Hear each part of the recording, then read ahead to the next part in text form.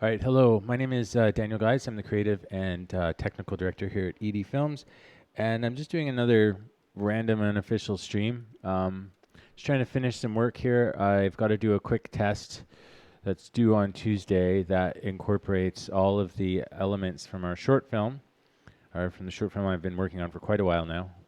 But I'm just trying to finish putting. I have to put this little vignette together, and I think I've shown it before, but so I have to actually finish it now. So I just thought it might be a cool thing to work on and let's show you how it kind of works, because it's a bit of an unconventional workflow because I'm doing a lot of the texture painting in Rebelle, which is sort of it's this program here.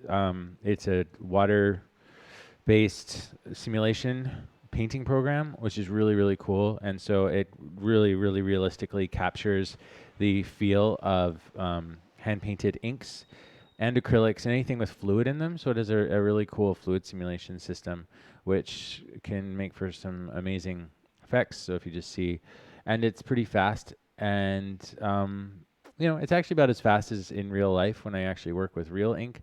So this film is going to be using a mix of both approaches. So I've been using hand-painted stuff that I've actually painted by hand. So I've got a whole bunch of, I don't know if anyone can actually see this, but I've got a whole bunch of hand-painted trees and stuff that I've done piles of paper of these painted trees. And so I'm doing those, mixing them with some stuff in Rebelle. So I kind of have a big collection of everything. And using Rebelle, or I don't know how to say Rebelle actually exactly. Maybe it's Rebelle, Rebel, or whatever. But I'm mixing the both together, and so I can kind of get a good blend of everything. Rebelle is a little bit faster than painting stuff by hand and then scanning it. So I don't know. It's just kind of both ways work really well.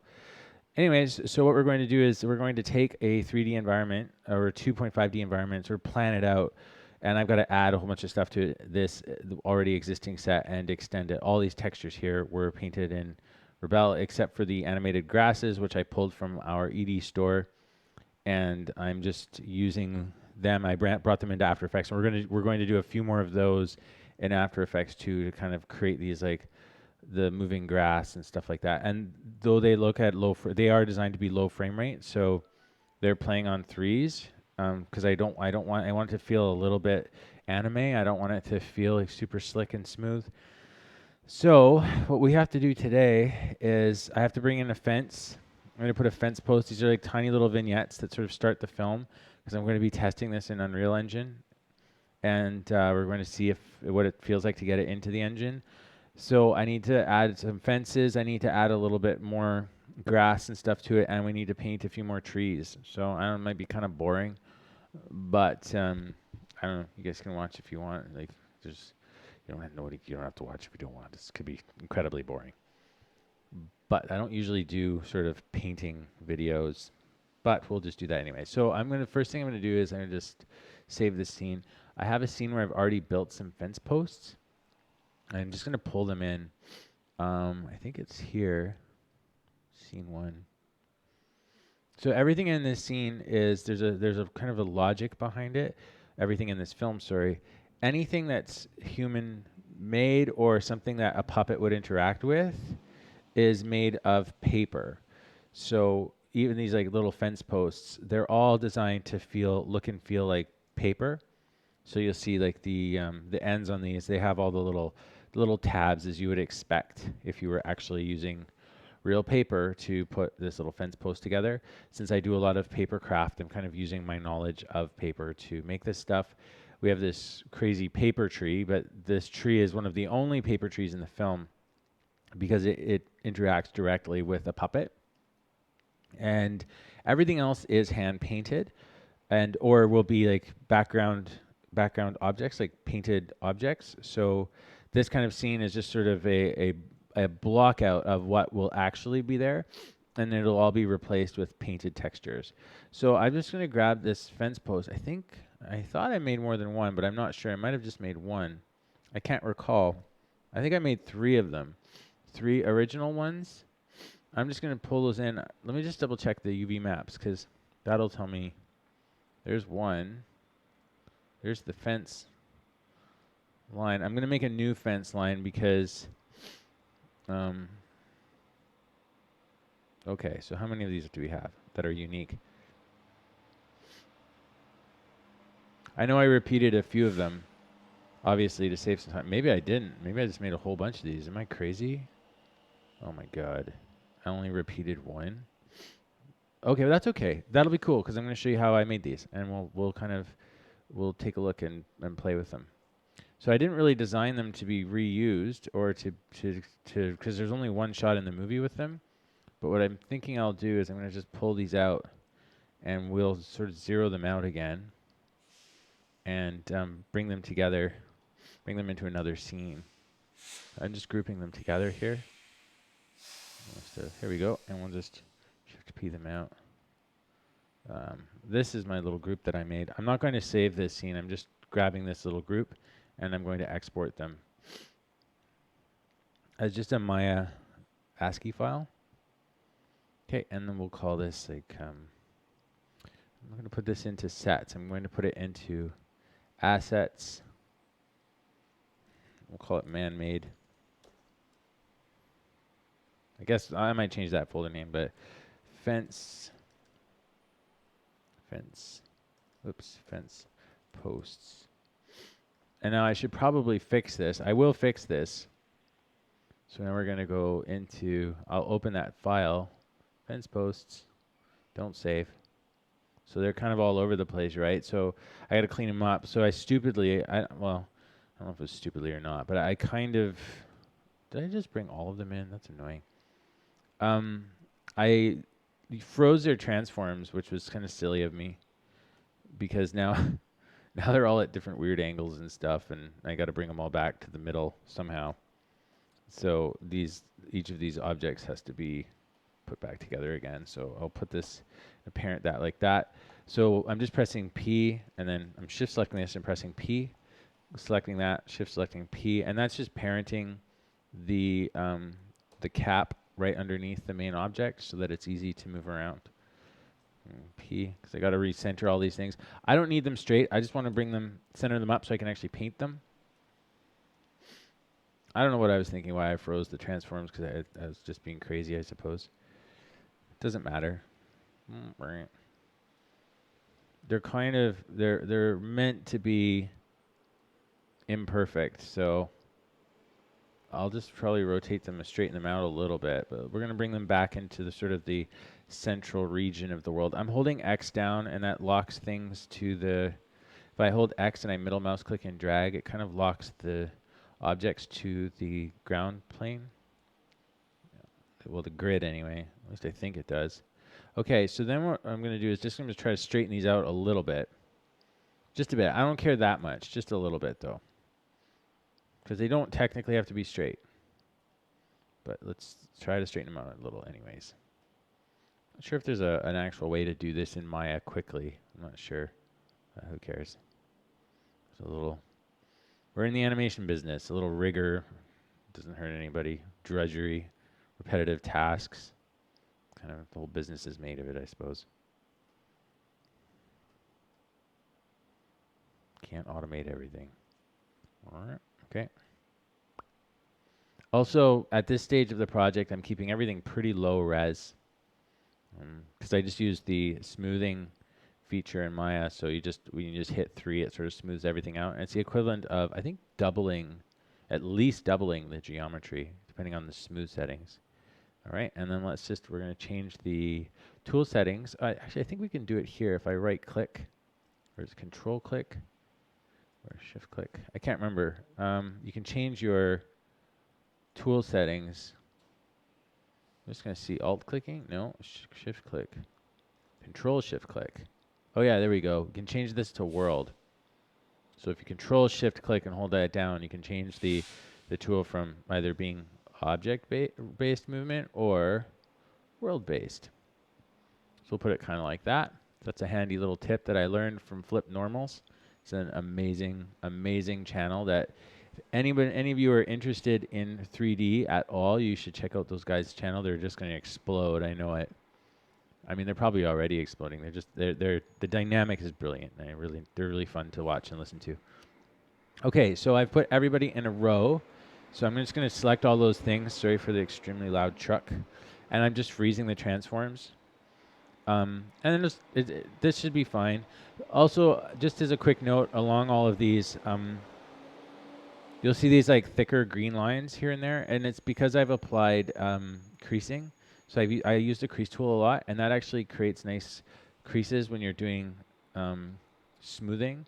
So what it does is it's really cool for paper, because that's how you manipulate paper a lot, is you'll create creases or little folds and then rumple things up. So just use a lot of that. And this is before obviously doing any kind of like displacement maps or anything like that. I'm trying to do as much as simply as possible, because what seems to happen is that by the time I draw all over everything, it's really hard to see any of the displacement maps and stuff anyway.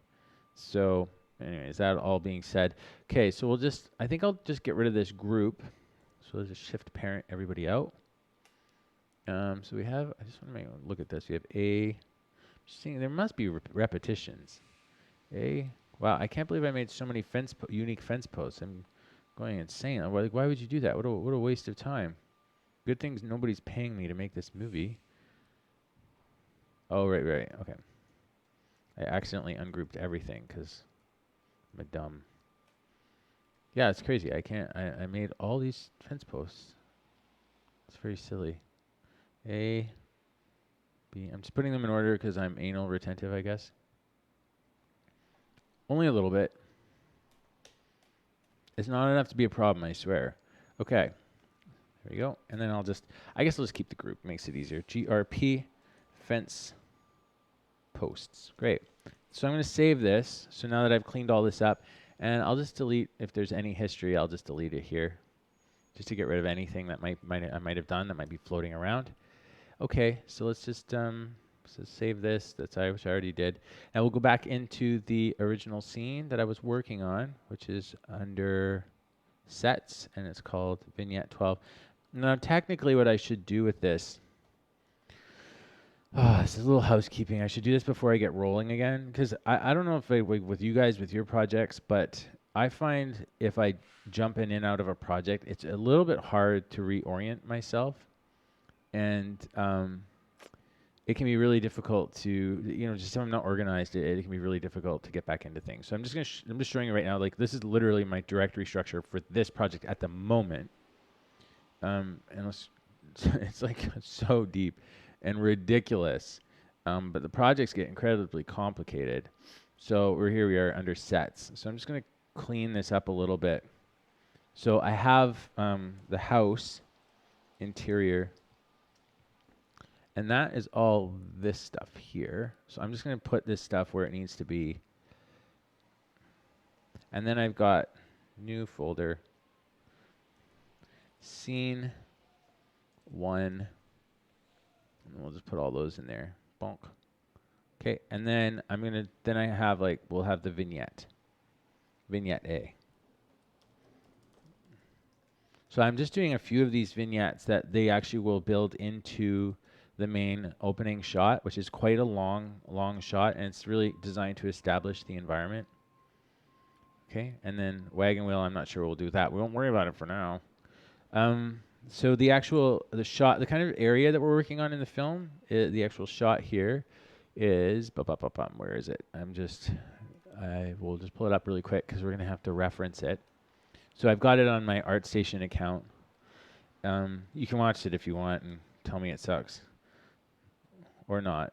Or just don't say anything right now because I'm not ready for really strong critical feedback.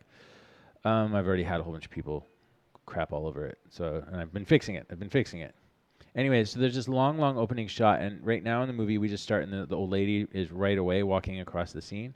And I wanted to slow this whole beginning down a little bit more and give us some more time with the intro credits and stuff like that. So the vignettes are actually designed to be possibly part of a more from left to right or right to left camera movement that then transitions to these various things. So we're really establishing the environment and this world that this woman lives in, which is northern Alberta. It is a place where my family is from.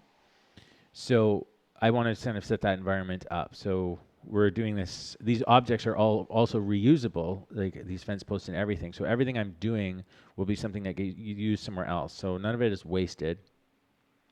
So we're going to open the original vignette, sets, and we're going to go vignette A and version 12, open. And we'll just, whatever, we'll save again. Okay, cool. So back in the scene, and what we'll do here is I'm just going to import the fence posts. And I'll place them in scene. Probably, you know what we should probably do is texture them first. Not that it really matters. Actually, we'll texture them first. I'm sorry, that's kind of annoying of me to be jumping all over the place. We'll texture them first so that we can import them in as like kind of a clean object that's all set up. So sorry guys, that's annoying. I'm jumping all over. I can imagine that it must be aggravating to listen to. Man-made fence posts. Probably. Let's go open. Don't save. Okay, we'll just texture these guys up. So the way I texture them is I could either export this to something like 3D Coat, but for these fence posts, I don't really need to do that. I'm going to do them straight into Rebelle. So if we go look at the UV editor, just go UV shells.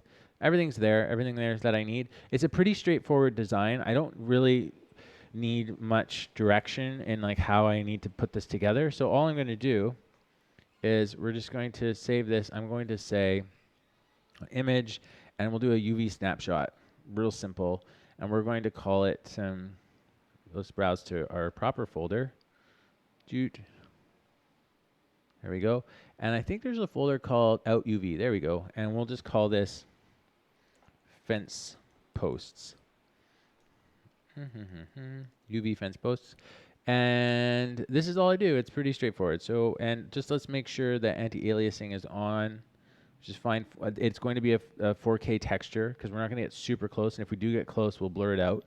So let's just go apply, and we'll make that UV map. Oh, it's already there. Okay. So now what we can do is we can go into Rebel, and we'll start a new file here. And we'll save this one. And I want to use, I'm going to go 4096 by 4096. And I'm not sure what color these fence posts. They're old fence posts. So the base paper color, I just want to pick a base paper color for them. In the film, I'm trying to keep my materials down to a minimum. Maybe let's pick a color. It's like kind of a grayish. We'll kind of go mid-tone so that we can draw in some highlights and light areas maybe. And go okay. And I'm using hot pressed paper for most stuff.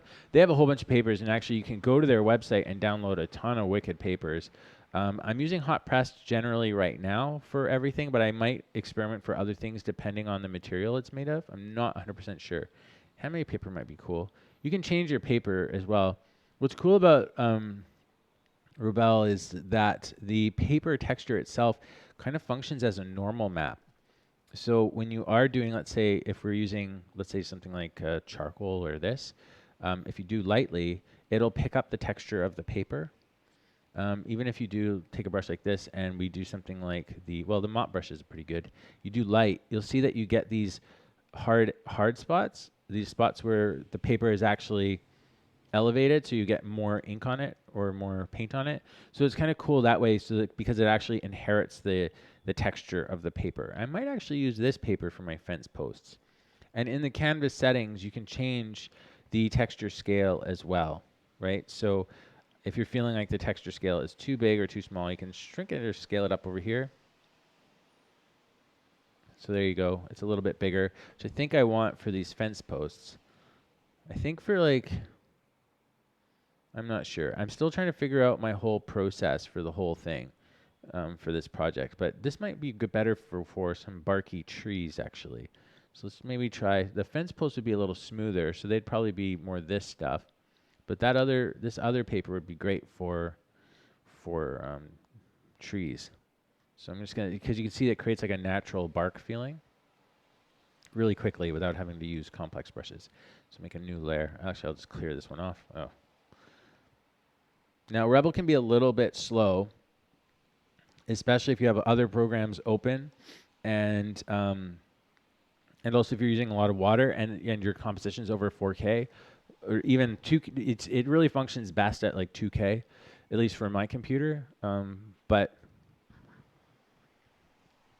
it gets a little hard on it when you start getting bigger. I wouldn't try to do like an 8K comp or anything like that in it. Okay, so hopefully this exported okay. So let's bring it in. Sorry, I'm rambling around a lot.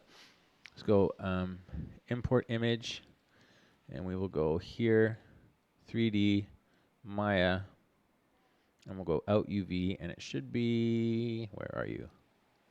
Fence posts, where are you? Turn up, oh, there they are, cool.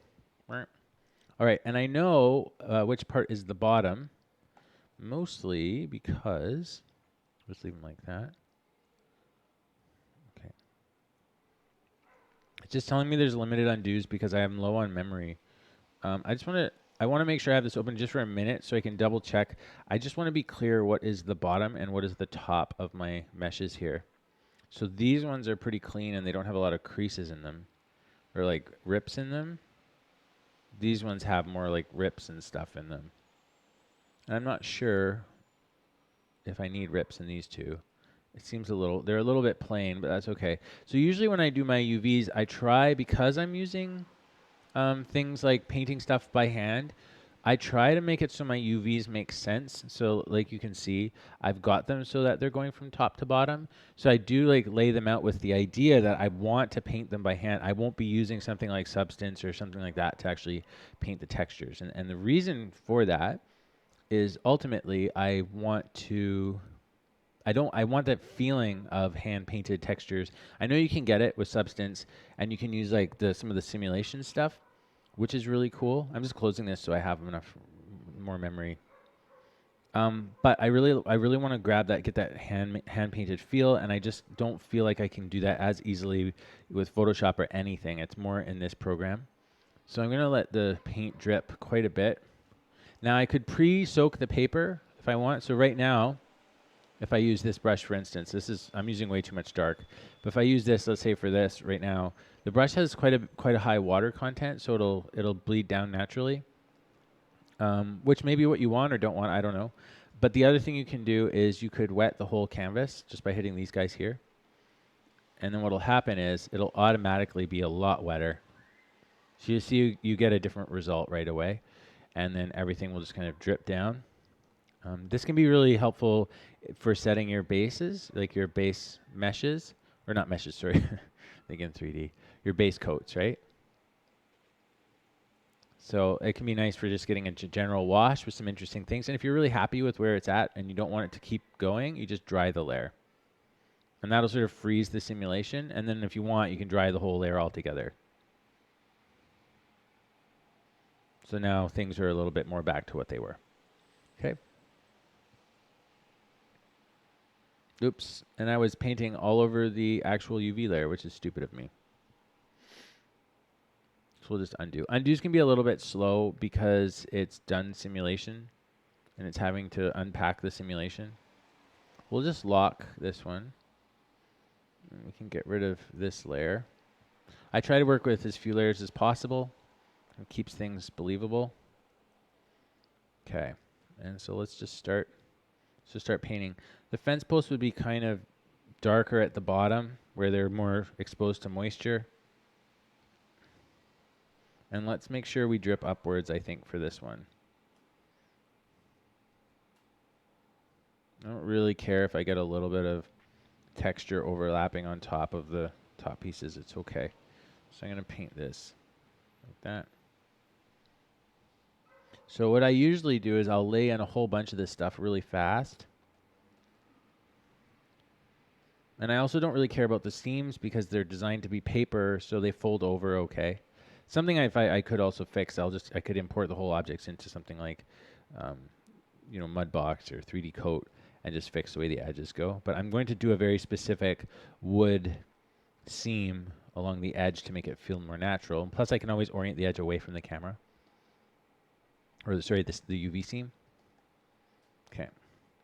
So then I'll just let this run. Now, hopefully, it may not be wet enough to get the look we're going for, but usually the simulation can take a long time to continue. So it is constantly simulating. So if I start like adding ink, for instance, in here, this ink will be incorporated into the wetness of what's already there, and it will very slowly bleed out. Whatever you see here is not necessarily what you're going to see in, you know, a couple minutes from now. So, and you can see that because I've done so many strokes on a 4K canvas, I'm getting these drips and everything, but they're taking some time to process. Right? So it's a little bit of a simulation thing. You kind of have to wait a little bit and be a bit patient. I think you can click away and do other stuff if you want to. But this is not that different than in real life. I mean, it's not, it's a little slower, of course, but I think it's kind of, personally for me, it's worth the trade-off. And you can work on other sections of it. That's the nice thing, is it doesn't force you to stop. And if you look at, you see the cool stuff that's happened here with these little guys here. They're all kind of like blending together, and it's killing off that really aggressively hard ink line. So I'm going to just do a couple of these here. Things get a lot faster if you're not mashing simulation all over the whole canvas. So I usually just go crazy initially just to get something interesting to work with. So I'm just going to do a bunch of marks like this. It's going to take a little while.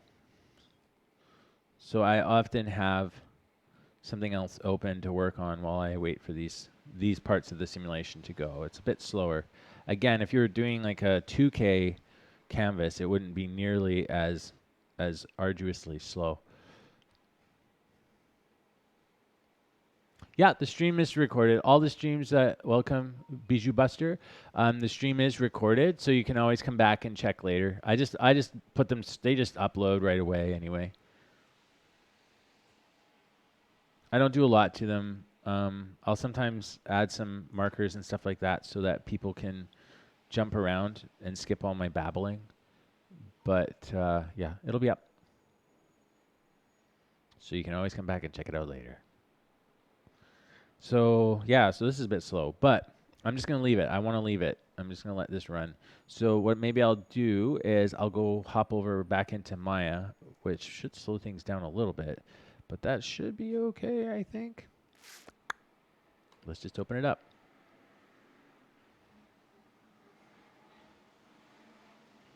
It's just because the project's so big. Like I keep saying, it's a huge 4K image. It just slows things down a little bit. And like honestly, even just getting these little bits here, this little stuff here, is really worth it. I mean, especially if you don't have access to papers, and there's not art stores close to your house, or you don't have a scanner. Like I bought a scanner and it cost me like $500, and it's not even a big scanner. Like I can't. If you want an 11 by 17 scanner, it's so expensive, right? Like they're thousands of dollars. So I can only get so big. And with this, I'm right in the engine. Also, what's cool is it preserves all your alphas, so it's really easy to do kind of mixed overlays with your ink on top of like transparencies, which is cool, which you can't really do easily if you're scanning your ink. So sorry, everything is super slow. Super slow at the moment.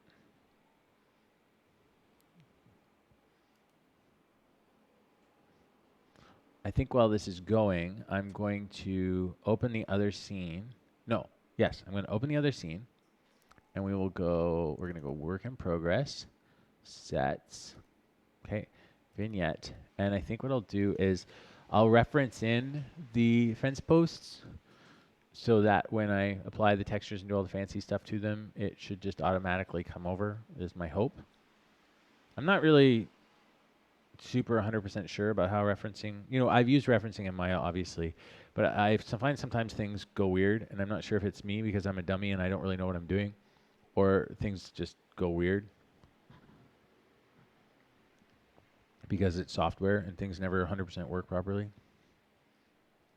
Okay. Is it still? Yeah, it's still doing stuff. I think like Rebelle's fairly new. I mean, it's only a few years old.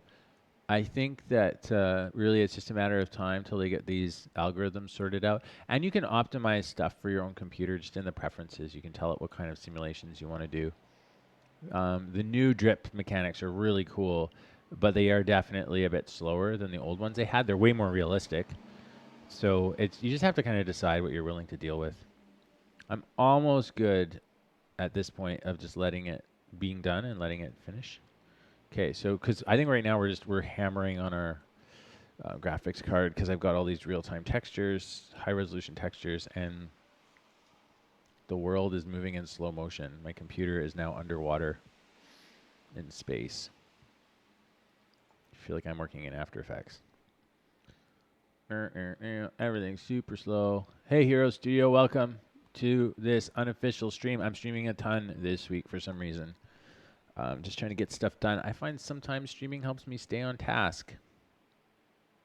Man, this is freaking out. It's so slow. Everything's so slow at the moment. I may have to just finish the simulation. How are you doing? It's like the worst thing you do is open a new program when a simulation is running. So if you want to finish, you're happy with what you've got, which I'm pretty happy with it. I'll just dry the layer. There. So now everything will come back to life again. My computer will be fast and the world will be right. I'm not sure what Maya is doing. There. See, it's happy again now too. So since we stopped our simulation, I'll just close that. Like a diversion. Please skip the last 5 minutes of this video. Okay, so I'm going to do a little more inky, watery stuff. I'm going to reduce the water down a touch. Also, you can make your own brushes in Rebelle, which is cool. I made a bunch of brushes, things that I kind of drew in Photoshop and just imported them. So you can see if I kind of stay to smaller regions, the simulation is quite fast.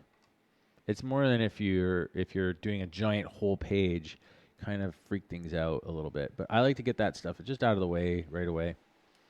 I guess that's the thing that it's the program's not as good at is that when I do real ink work, I tend to just do like a whole bunch of big washes right away. So maybe it's something I could do is just do some washes and scan them in, and then have like a place to start without having to get Rebelle to do it all. Okay. So I'm going to reduce C. Okay, so we're going to start, let's just start painting. I don't really like all this stuff that's happening down here, but if I darken it up a bit, I'm reducing the tilt here too so that the ink doesn't all flow upwards so much. I'm going to just make it so it sits flat. So this is the equivalent of laying your paper flat on a table and drawing.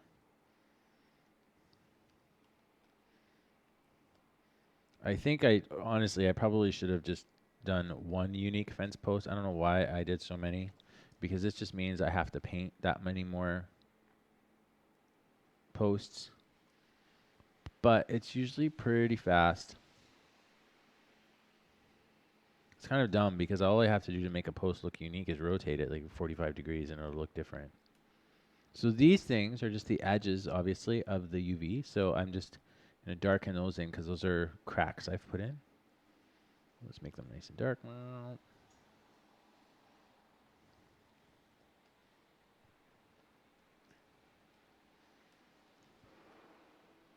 So the thing too is when I'm painting in Rebelle, usually I'm like, oh, that looks ugly. And then it just give it a second to bleed off for a bit and everything looks great.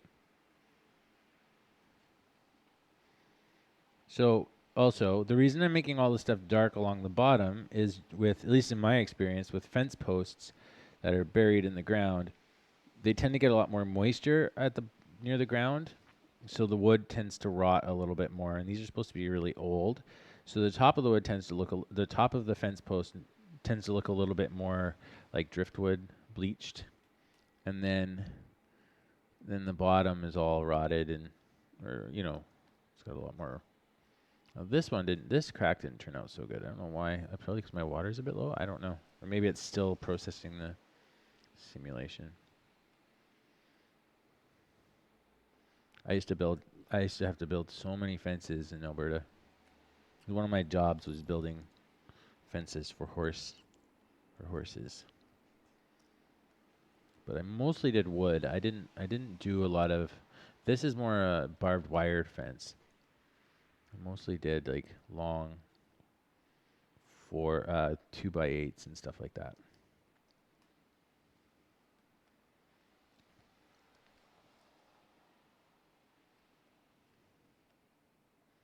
I'm kind of just going to sort of figure one out a little bit. I'm not going to go all the way on the detail yet. I'm just going to figure one out. I'm kind of following. I'm letting the grid of the UV help kind of be a bit of a guide. What I will do, though, before I get too far along, is I will import the texture in.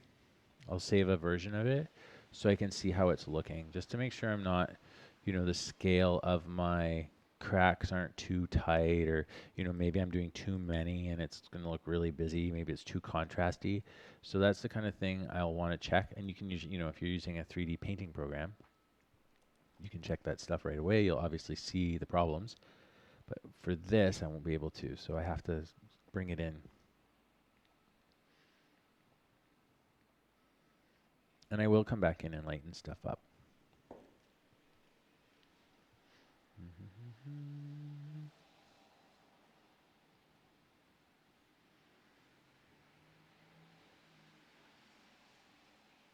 So for this film, I'll be doing this for all of the characters. I'll be painting them in Rebelle or Rebelle. I really need to find out what it's called, like how to say it. But all the characters in the film will be painted this way. What I do, I'm building a tutorial on it right now. It's a little bit slow because I don't want to like tell people stuff that's not true. So I'm trying to make sure that I'm not messing anything up. But what I do is I actually do a rough drawing on the character in 3D Coat so I can map out all the main features. And then I'll like go in and do this. And I'll fill it in by hand. Because the characters all are made of paper, the UV maps are quite simple. And it's easy to see. It's pretty easy to see where you're supposed to draw. Like where the eyes go and where the hands are and where the nails are and stuff like that. Because it's actually one of the reasons I designed the movie out of paper initially was because I found UV mapping and 3D painting so difficult and time consuming and not really fun, and it tended to all look the same. So I wanted to find a way to make it so it was a little more intuitive and enjoyable. And I find painting like this for me is very meditative. So these things here are my tabs. I'm kind of on the fence with these tabs, whether I treat them like tabs or whether I try to treat them like wood. Like they're a continuation of the fence. I'm trying to figure out like how much do I embrace the paper build. So, I could have just little ink lines around it or outlines. Okay, so I'm going to let that just simulate out for a minute. And then what we're going to do is we'll import the first pass of this into Maya and see how it looks. So we can see if our texture is working or if it looks garbage sauce. That'll be good to find out. So let's just wait a second here. Let's go into Maya. We can start setting up. I opened this scene all for nothing. Now we're going back into the fence posts again. I'll try to stay still and not jump all over, but sometimes I just can't help myself. Okay. All right, so these are our fence posts. We'll create the material, the base material for them. I'm not doing anything crazy. We're just going to use the basic shaders for now. What I am using right for the actual tests, renders and stuff is Redshift. I guess we could set up a Redshift material. I do have papers that I have set up. I just don't have the lights and everything. I suppose I'm not super good at Redshift, but if you guys are curious, I could just put Redshift on and we could see how it looks. Oops, we don't want to do that. I don't know what it's doing. I don't know what I just did. We should have it like this. This makes it live. I'm not sure where it's rendering from. Fit to window. There we go. Okay, so we're in Redshift, right? This is the Redshift live view. So what we should do is we should add some lights really quickly. I'm still learning Redshift, so just bear with me a little bit. I'm going to add I guess we'll just do like IES lights are like actual like light models. I think maybe we'll just do a dome light.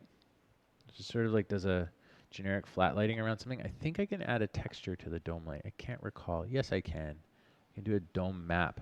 I think I have some somewhere. Let's just check on my work server.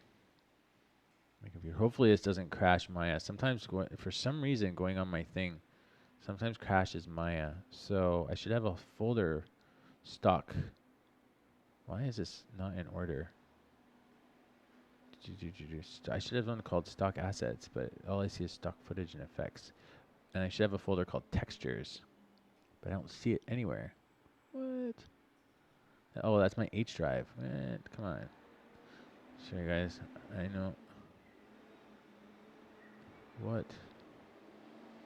This one. Why is this not active? There we go. Okay. Should come on eventually. Oh, hey, Animation Stork, thank you.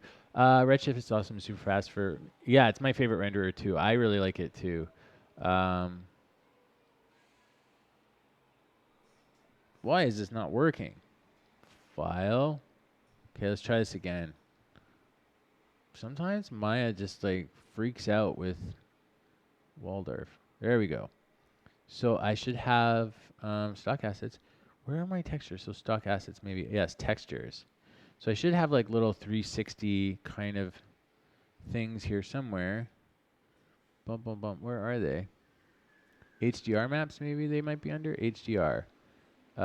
Great. So I have these backlight environments. I guess I got these from Video Copilot.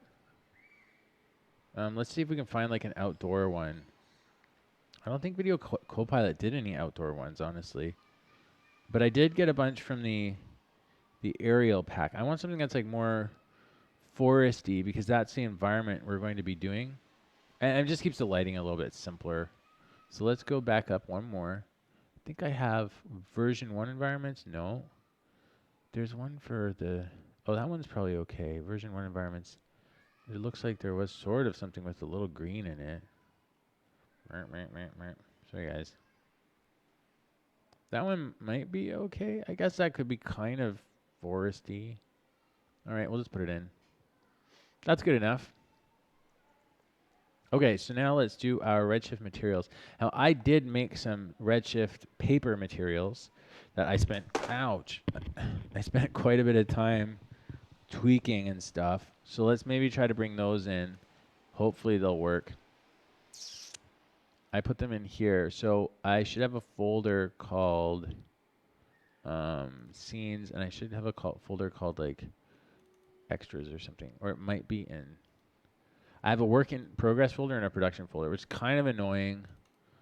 Geo, that's a published platform. Okay, materials. Paper materials, Redshift. So I'm going to import those. These might take a second. These are actually, like, I spent quite a bit of time on these. Weird, they're not showing up in the window anymore. Oh, it's processing the textures.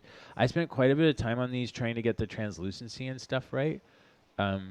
Still, they're not perfect by any means, but they're a good base. We can just work with them as like a base instead of me having to like go from scratch, because I'm not a texture expert and it might just annoy everybody and myself to try to go through that live on stream. I would prefer not to try to show you my clumsy methodology.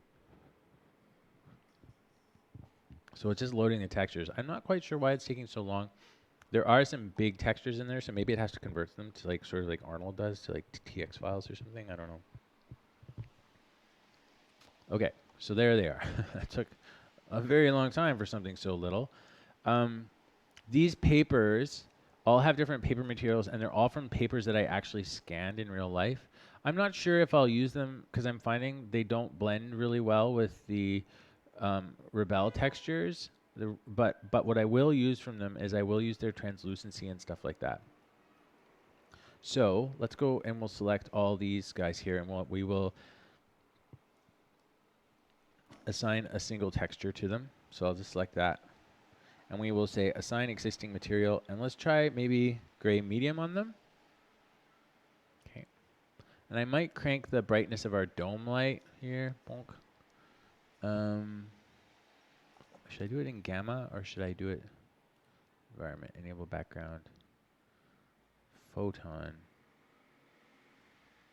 Do we want GI? That'd be nice. Okay, and then let's turn up I guess we could turn up the exposure. Is that what will do it? I might also want to darken that background because it's kind of distracting. We could just turn off the background, I suppose. And crank the gamma or the exposure. Gamma would have to be lower, I believe, to get brighter. I can't recall what the right one is. We'll just do the exposure for now. Okay. So I guess what I can show you what I did with this paper material. The reason that it's so special, hopefully it's the special one and not just some crap one that I made. It should have like a translucency color to it, and the translucency color is an actual texture that I photographed and scanned by lighting paper from the back. And that's like, paper looks very different when you light it through the back than it does when you light it from the front. And it's I found it impossible to fake this. So there's and I'll have to do this for the specific papers, but there's a very specific grain to paper. So with this, for instance, so we have our, let's reduce the dome light a little bit, and I'll throw in an IES or whatever that light version is. Put this down to 1, and we'll create another light here. So Redshift light, and then we'll put one of these IES lights. And I actually have a whole bunch of IES profiles that I pulled in. So I believe that's also on my, I put it here on this drive, and I think it's under stock assets. There they are. And this is just a whole bunch of little different lights that you can pick. So I don't know what's a cool one. Like an umbrella light is pretty common, but it's like, I'll do a jellyfish light. I like the jellyfish light. So these you can just download. I can't remember where exactly I downloaded them from, but I think it was on either, you can find them through Redshift. I can't remember who made all these, but they come with little models that sort of show you the way they're pointing and stuff, which is cool. So I'll just put this like this. And these are actual, like Hero Studio was saying, these are actually modeled from real world lights. And these also include lighting behaviors. So around the edges of the light, you'll get very specific behaviors. So let's just put the intensity up a little bit. Let's put it to 10 maybe. You'll get a certain kind of fall off on the edges that is already modeled into the light, which is really, really useful. Let's go Control Alt. Oops.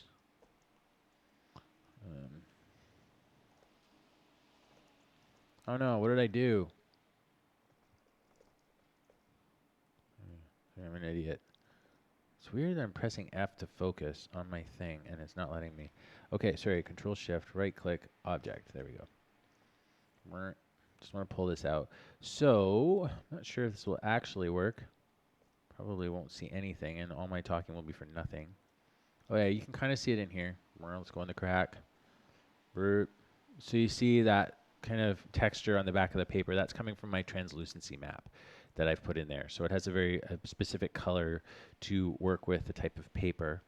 And that gives us that sort of realistic paper look.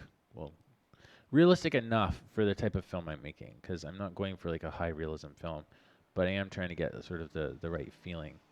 Okay, so all that to say, oh, softness. Can I just crank that up a little bit? Cool, that's easy. This is really fast. This is so much better than Arnold. Arnold makes me mental. Okay, great. So we got that took forever. I'm so sorry. Let's just save for now. And I'm going to we'll open up this, and we'll export this texture just for now. Now I could turn off the canvas and not include it, and then just bring this in and put it on as a multiplier on the paper. But for now, I'm going to try to bring in the canvas and see how it looks.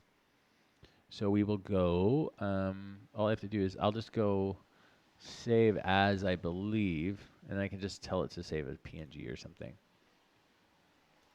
And I'm going to put it under source images, under backgrounds, under vignette A. Oh no, let's not put it under background, sorry. We're going to put it under, it's so confusing, assets. We'll put it under fence posts. Or we'll go man-made, human-made. I shouldn't be saying man-made. That's very sexually specific. Um, fence posts, because we may have more. Oh, that's spelt well. There we go. Fixed. Okay, we'll call it fence post draft 01. There we go. And let's see how they look coming in. We'll put them on there and see how cool they look or how terrible they look. So with this, we'll just grab this paper material, and because I've imported it, we can just do whatever we want to it. And I think for the color, I can just I'll just change it, which is fine. I think what I might actually do is build a layered material and overlay it on top later. We'll see. We'll see how it looks. So assets, fence posts, fence posts. So we'll see it's updating. You'll see the loading bar there. It's updating the texture. So we can have a look at how it's looking so far. Pretty cool. I don't mind the look of that so far. That's pretty sweet to me.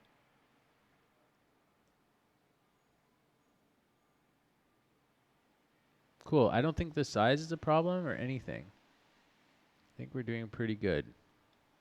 Now the paper texture is different, but what's cool is in Rebelle, you can find these as bump maps, the actual paper surface itself. That looks pretty dope, actually. I'm pretty happy. That's cool. That looks good. That's a nice thing about this style, too, is it's so easy to make things look good. Another reason I chose to do this, because since I have to paint almost all the backgrounds and everything, I was trying to find a technique that would allow me to work fairly quickly. And so this is, again, this is just a method that works for me. So what we can do is, I don't think there's a bump map on this paper at the moment. I don't think there is. This, where is it? Where's the texture?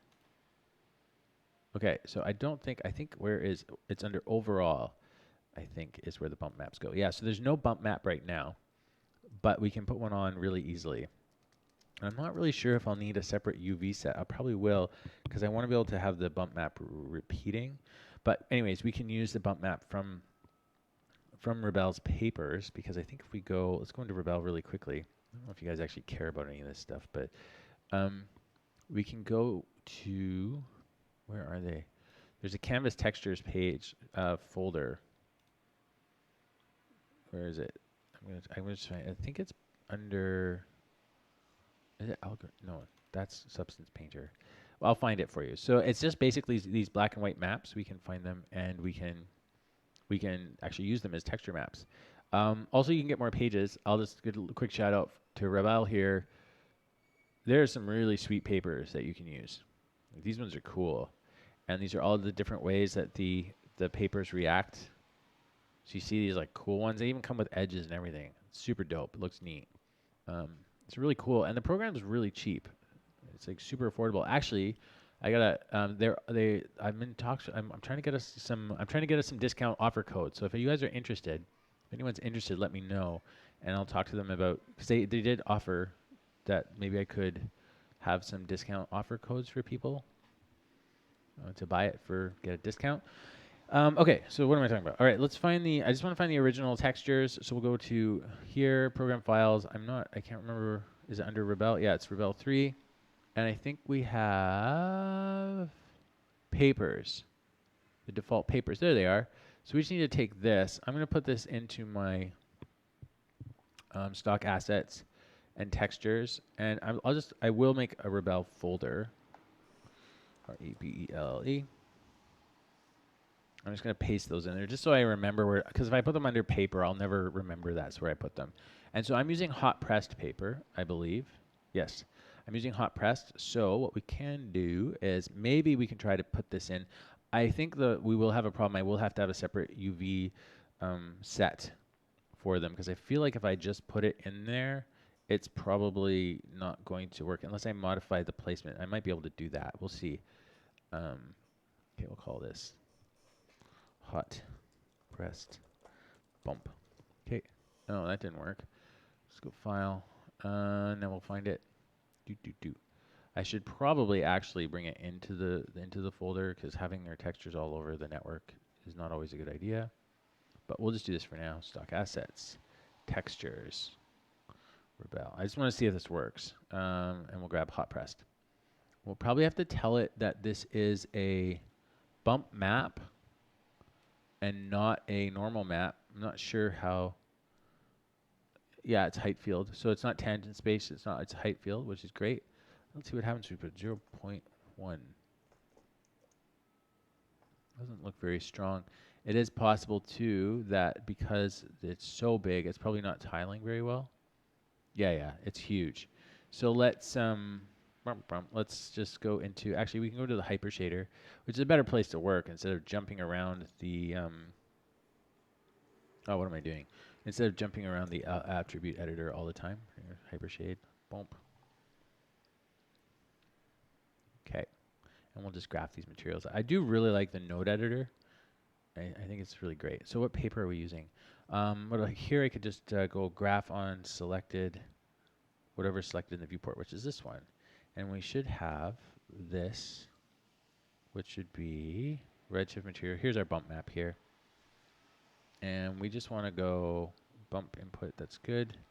What is the bump? Do we have a UV texture placement? We do. So we can just say repeat UV. Let's do 4.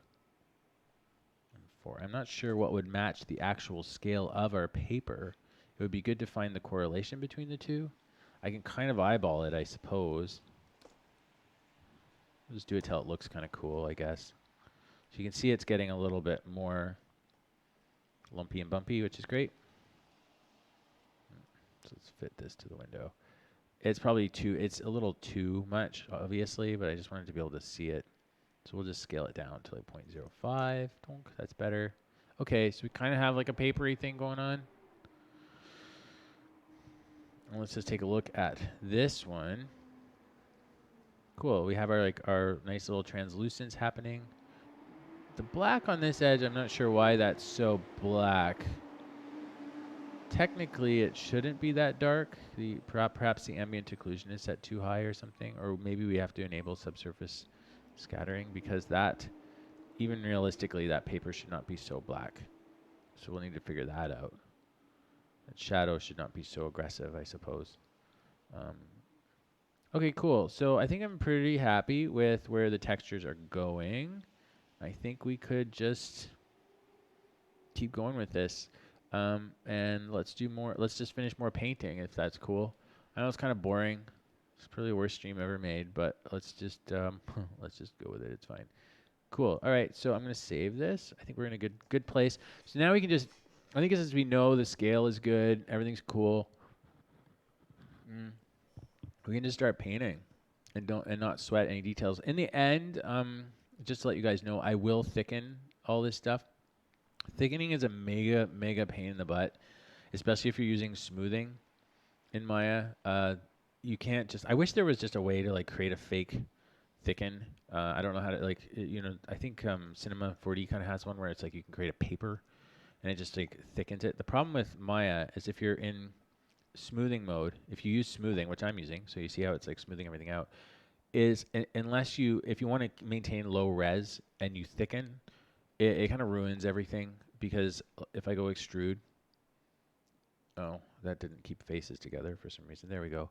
If I go extrude and I even just like do a marginal amount of thickening, like let's say I just want to do the tiniest amount to give the paper some depth, you see all these like edges cave in, right? Like my UV maps go crazy because the edges are all softened, right? So if I go like this, right? So now these edges along here all collapse in like crazy. So it's really annoying. And look at how this is all rounded up. It's not preserving that nice little edge anymore. It's all collapsed in like this. So what you have to do, at least my experience is, you have to literally go in and go and make these all hard like that. And it takes forever. I hate doing it. So usually if I want to avoid this process of having to go through every single one and hardening my edges so that they don't do this, I have to, it's better to do your smoothing first in real life. Like look at this, it's gonna take forever. Look at that, kills me every time. So then if you really want to do that, you have to, it's better to subdivide the whole thing first and then and then do your extrude if you really need it.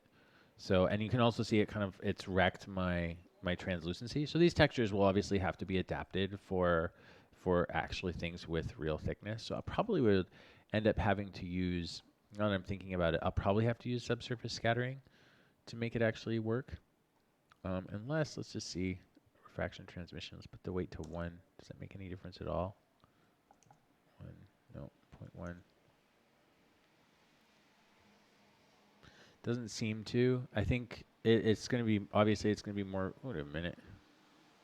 That got all messed up for some weird reason. I lost my connection to the, what? That's weird. All right, never mind. We're just going to backpedal on all of this. Get out of here, man. Somehow I ruined everything. Not sure what I did there. Yeah, I probably need subsurface scattering. I think you're right, especially if we go thick with stuff. Oh man, I can't go back anymore. Okay, so we're just gonna open, anyways, we were just testing anyways. I will open the original later, but it looks better when it's not thickened for now. And this is ruined because I can't back out of this anymore. I broke it. I think I could probably delete the node for this, but it'll just be easier to reopen the scene. Sorry guys, I know it's annoying, but we're going back to painting anyway. That was just more an experiment to make sure everything was working. So long, experiment. See you guys later. So we're going to just start painting. Yeah, I suck at rendering. I'm the worst. But you know what? It's not that hard. You just have to get around it. You just have to spend some time in it and then just work through it, you know? It's like anything. You just have to sit and figure it out. It's nice if you just can work at a bigger company and have render techs and like TDs and stuff who help you, like technical art directors and stuff like that. It's obviously way nicer. Okay, cool. So what we're going to do is let's just start drawing endless number of cracks and lines. So that's the main thing I'm going to do. I'm going to let them drip a little bit. We'll drip upwards because we'll do these ones first. I'm going to try to avoid, first, actually, you know what I'll do is I'll do my outlines so I can stop. I'm finding my eye is being way too drawn to the actual grid. So I want to get away from that. So we're going to do an outline. Part of this style too is I wanted to have outlines around everything because I really like the idea of like there are outlined things that you had to cut out. So I'm going to put an outline around all of this because I'm finding, again, like I say, my eye is being way too influenced by the, oh, this is a line here. Okay. So that's the first thing I'm going to do is just figure out my main outlines. Again, you could automate this process in Photoshop or something, but it would look automated. So we'll just focus on these top guys for now. That's how we get our workflow, and then on the rest of them, we'll just hopefully blast through them. Sorry, this is so tedious. Animation is tedious.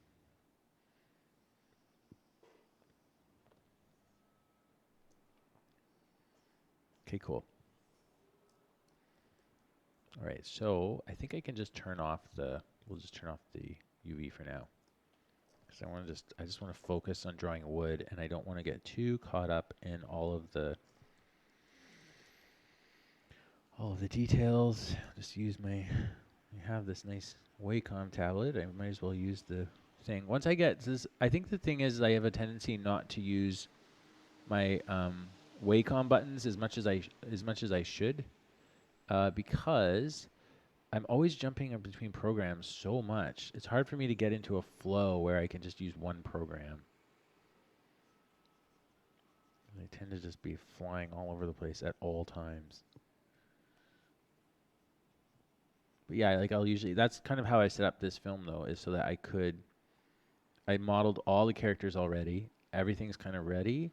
And so I was trying to set it up so that I could just get into a texture painting groove and not stop. And just texture paint for like a month. And I think for me it's a better way to work for sure, because I think otherwise starting and stopping is so distracting and difficult, and you lose your groove, you know, like you forget what the hotkeys for the program you're using are. You kind of get out of that headspace. At least I do. I'm saying you as in generalizing, but I get out of that headspace and I forget my flow. And then you waste a lot of time trying to get that flow back. At least I do. And it sucks because then I find out like I don't remember where my folders are. I'm out of the headspace. It takes me at least like kind of half a day to really get fully back into a groove. Sometimes even more. And if I've been on a huge project, like I just finished Giant Bear, and that project, once I was done, it took me kind of a few days to be able to get focused on something else. And I still have to, I mean, the project's finished, but I still have to go back and fix a couple of things because we got some last minute changes on a few items, which I'll stream next week. I have to build a new snow knife, so that might be kind of fun. I got to paint a new snow knife, and I'm going to do it in a bit of an unconventional way. I'm going to paint it first and model it after, which I know is dumb, but I don't want to get too caught up in the details of the model, and so to avoid that, I'm going to just paint it.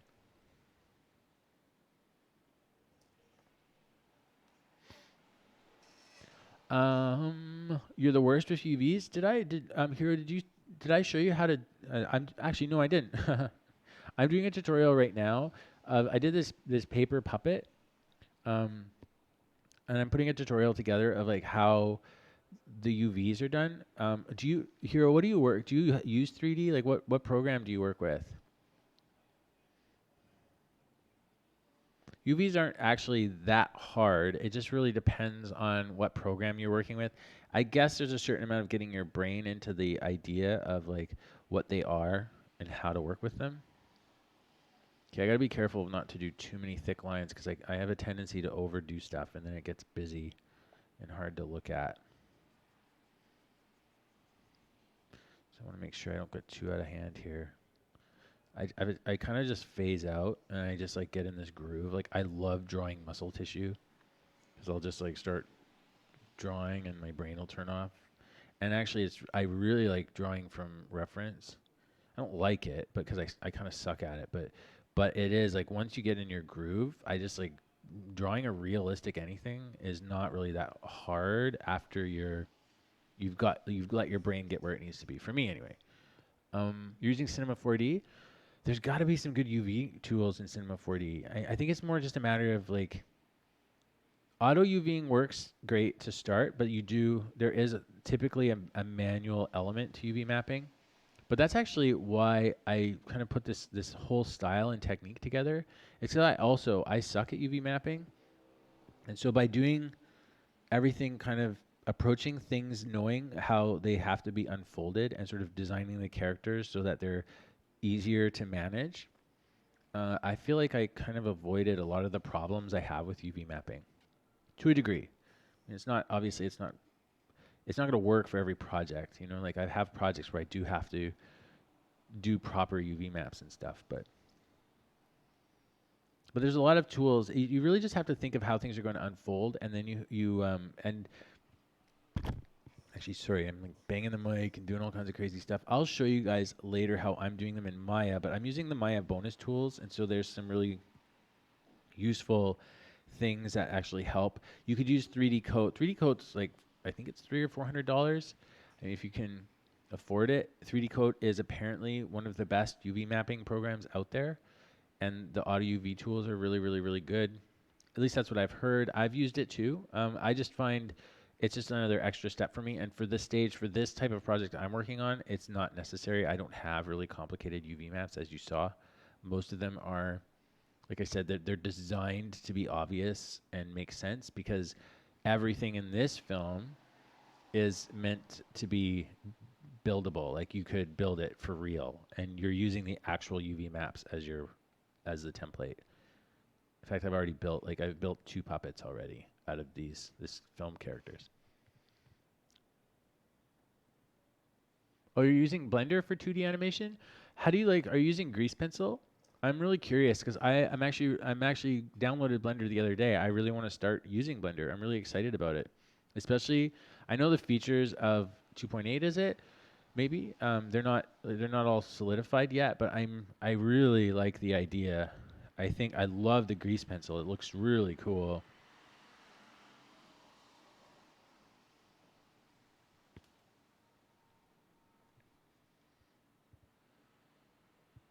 Yeah, I want to get into. I don't know it at all, so I feel like I'm kind of an idiot.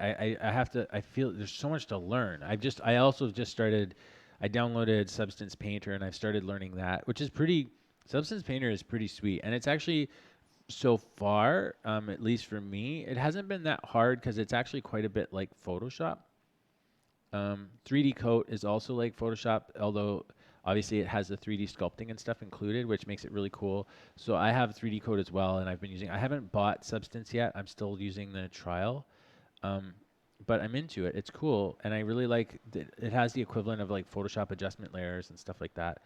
Um, I'm not sure how good it is for hand painted stuff. I'm sure it's great. Like I've done a little bit. I was playing with it and it's pretty fast. It's not as fast so far that I've found, especially on my. I use a Cintiq Studio Pro at home, um, and I found Substance doesn't play very nice on that. It's very. It tends to be quite slow. Especially, it's great if you're just doing the procedural stuff. But if you're trying to like, I do a lot of sketchy lines and everything, like a lot of marks to do cross hatching on my characters, especially for this film. And 3D Coat's paint engine is super slow, or sorry, not 3D Coat, sorry, Substance is super slow. And I found 3D Coat is very fast for like hand drawn paintbrushes and stuff like that. But yeah, Substance is the industry standard now. Everybody's using it for sure. And if you're going to do texture work in the industry, you have to learn Substance. You really should just do it. It's the kind of it's the new workflow. It's the new hotness. Everybody's into it, and it's great. It's warranted. It's very. I feel bad for programs like 3D Coat because it's gonna be hard. 3D Coat is the advantage it has it is modeling. It has a voxel based modeling system which it's had before I think well before ZBrush even did. ZBrush had Dynamesh and things like that, but it was you know 3D Code is incredibly powerful for like you can kind of do everything you need to do in it, and then you can like polish it up, you know, in whatever other program you want. But 3D Coat was initially they were really selling themselves as a painting program, I believe. It's cool. I can't hype it up. I mean I really like it, and it's taken me a while to get comfortable because it's a bit weird, but it's a really good program, and it's got so many cool features like and really neat tools that aren't in ZBrush. And I have ZBrush too. I've struggled with ZBrush getting the workflow down in ZBrush. Also, I don't like in ZBrush that I can't paint with layers, and I can't use like Photoshop style layer passes on my paintings. And 3D Coat has that. And again, it's really fast.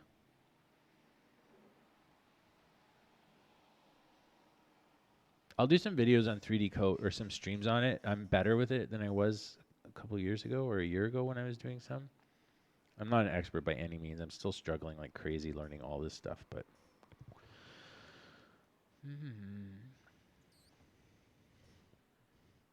the render engine in Blender looks amazing.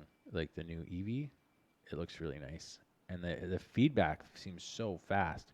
Actually, on our store, we did a whole bunch of little smoke and fluid smoke simulations and stuff, and that was all done using Blender. Took a while. I mean, it took forever to render. We have like we were doing them for so you could use them in like After Effects and stuff. So they're like video sequences, 4K video sequences. But man, they took a long time to render. That's the only thing. They look cool right away. Obviously, you have to tweak them a lot to get them to look good high res. But I was really impressed with the results of Blender's fluid simulation. It was pretty good. Pretty good. I may have put too many lines. I don't know. We're gonna do another check. We'll check again. I'll have to redo some of the work that I lost by being stupid. But okay, but I definitely so I've kind of done the lines. This is kind of sometimes how I do trees, not entirely, but sort of. I'm seeing, and you can see I'm getting my workflow down, and there's a difference between this one's a little clunkier than these ones, but that's okay.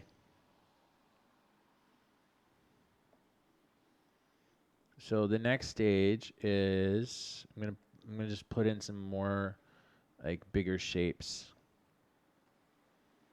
So all I'm gonna do is size the brush up. So I'm using the mop, which is a really rough brush. If you use something like the filbert, it's like a lot cleaner. The mop is kind of like scraggly and stuff, and I kind of like it because especially for something old and worn out and like weathered, it just gives a nice broken up shape. And if you go super big with the mop, well, as big as it can go, Rebelle has like a limit of how high big you can make a thing. If you do it lightly, it gets this really neat like texturing. So you see you're getting that cool paper texture. So I really like the mop for that. I'm gonna add I'm gonna just let that sim play out for a second, and I'm gonna add a new layer before I get too far along here.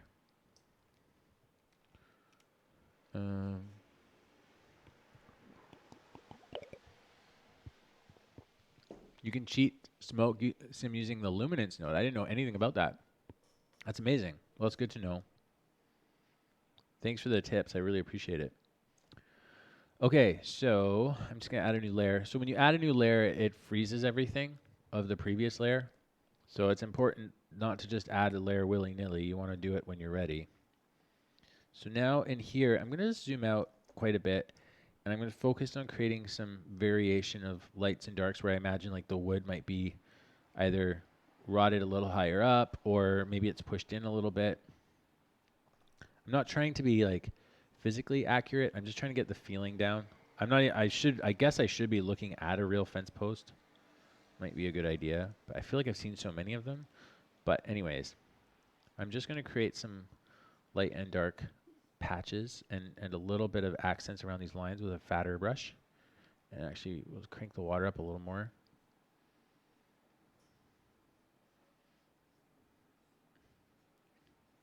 Because sometimes the fence posts will have these like splits that run all the way up. Or, you know, they'll run part way down and sort of taper off. So I'm kind of making those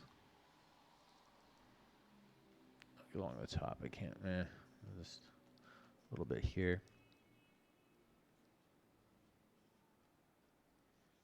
So for these, I'm not painting in lighting, obviously. I'm just painting.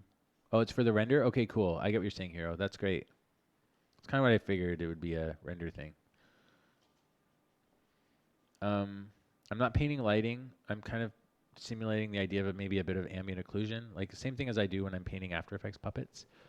I'm just trying to get some form and structure to it. This might be too much. It could be too busy. We'll see. Like I said, I have a tendency to overdo stuff, which is, again, why I put it on a separate layer so that I can take it away if it's too crazy. We'll check real quick here.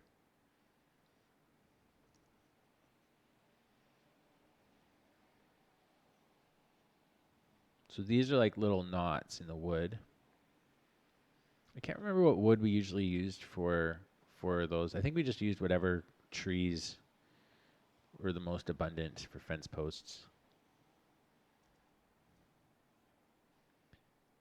Pines are pretty abundant, but it's soft. I think birch was probably the ones we used more. Birch or poplar was really popular. See what I did there? It was a good one. Okay. Right. Let that be dark, and we'll go dark here. I'm just going a bit dark on the edges intentionally because this is where the paper overlaps. Okay, and then I'll do here. And the main reason I'm zooming out is so that I don't get too caught up in details, which is always a curse that I suffer with. Is if I'm zoomed in, I'll just start overworking everything, and I'll lose my flow.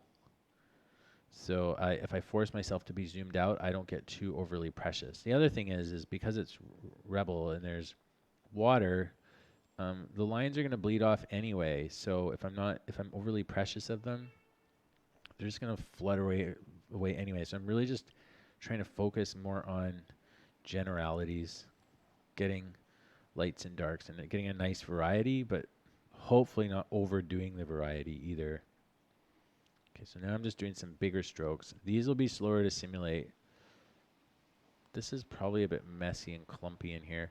The other thing that I do too is I'll come back after and I'll with a light pencil and I'll cut away some of the if I got too dark and stuff or if I've lost some of the interesting forms. Cool.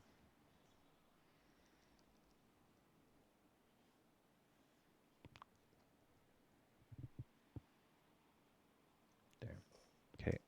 I'm going to darken this one at the bottom a little more. Hopefully I'm not drawing over top of the other fence post. We can always erase. Put some dark here too. Okay, I'll let it sit for a minute. So maybe before I jump it into Maya, I'll do some pencil. It's funny, it looks terrible, doesn't it? It doesn't look that good. But once it's on there, it'll look pretty cool, I think. This is usually the roughest stage of everything anyway. Let's get some dark here, actually. So put some dark in here so that we have some black on our edges. And then let's make it so that it just sits. I don't want the ink to drip up.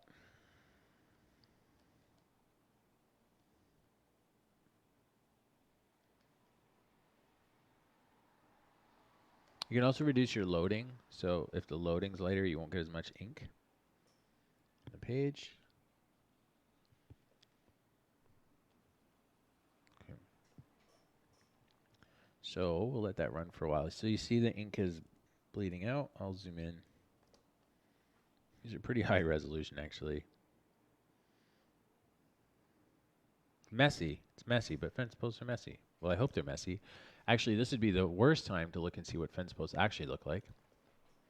So let's do it. Fence posts, barbed wire, farm.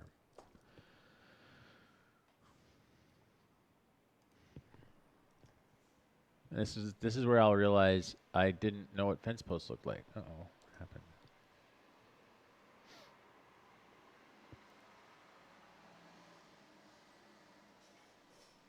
Okay, so I'll pull this up, and you can kind of see. I probably have too many lines, so we'll have to tone it down. But the kind of stuff I'm thinking of is these ones. Really old. And this is what they would look like. Really dehydrated wood. I think I could probably use some of these cross. It's nice to see this because I'm seeing a little bit of the lines that go back and forth across them. That's clearly just an old tree. There's another one here. I'll see if I can. Yeah, these are like the fence posts where I grew up a lot. The barbed wire is way more fancy though. Our barbed wire was really more like this stuff here. Just that. This one's been clearly painted. This is like would be for a corral or something. These are pretty old too, but different kind of wood. Anyway, it's going more for something like this. So I think my line work is a bit too heavy, but that's okay. We can always tone it down. And also, I don't have any of those cool little cross lines, but we'll get that in there. And the other thing we can do is that once our, well, I think we'll just stop the simulation, whatever it is. We'll just dry it all. You can always reduce the opacity of stuff and then come back in after. So if we did that, for instance, is that one already? Oh, no, it's not. Okay, so you can drop the opacity, and then we can just do some like fine line work in there to sort of bring it back.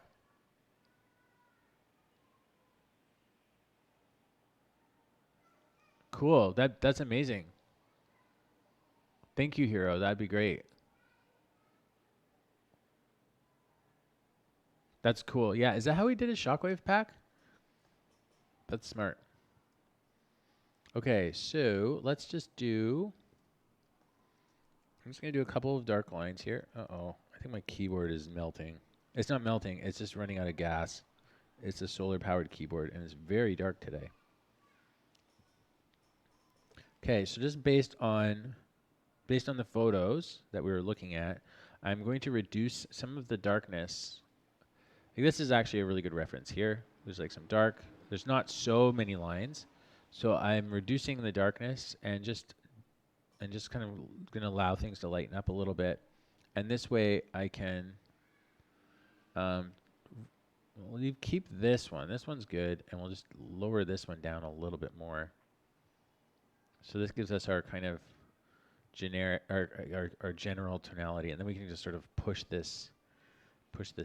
our main lines here, so we don't have so many really heavy darks. There we go. I'll put this back up. And then obviously when I do the next ones down below, we'll have a bit better of a process. This is like kind of what I'm talking about though. This is the stuff that, oh no, my keyboard is dying. Of course it is. It's literally, what? It says it's good. It's flashing red though, and every time I'm pressing stuff, it's not working. Anyways.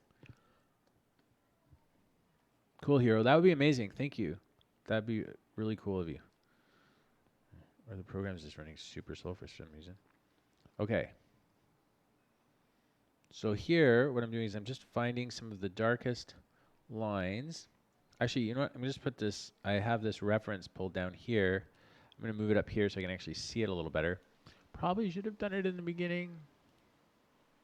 Had some reference up, but you know, I make mistakes. I just get too excited and then I forget to do my research. Okay, let's turn this on for a second because I forgot to do my line here. We need a line. It's going to look cool. I think it's going to look really cool. What is going on? There, cool. Okay, let's turn that off.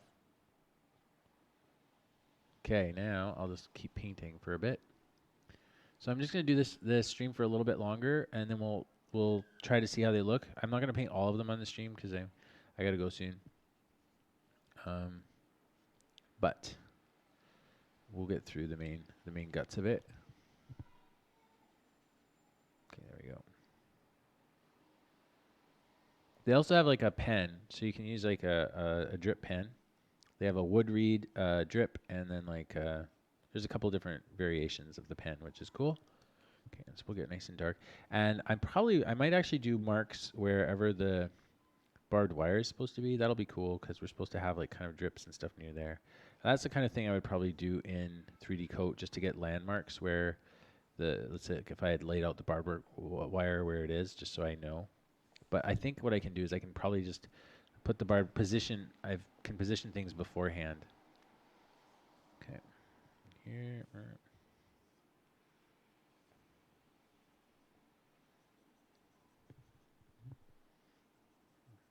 Oh, it's saving. Come on. There it goes.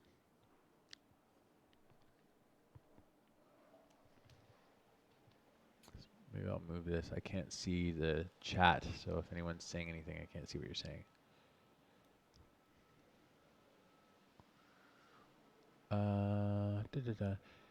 Hey, Philo Quintero, what is a directs?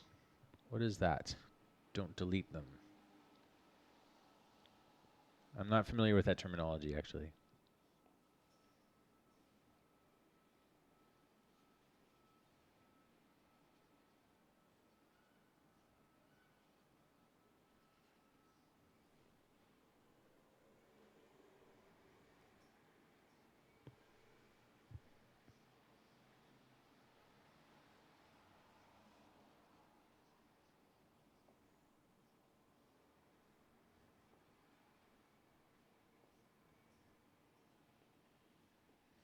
Probably could have done these fence posts faster if we were being a little less specific with them, for sure. Like I've got quite a bit of, probably way too much detail on them. I mean, they are going to be really close in the camera, but I think it's a little much. I mean, because you could just use like a streaky brush and move really fast. I'm doing probably a little too much manual labor here.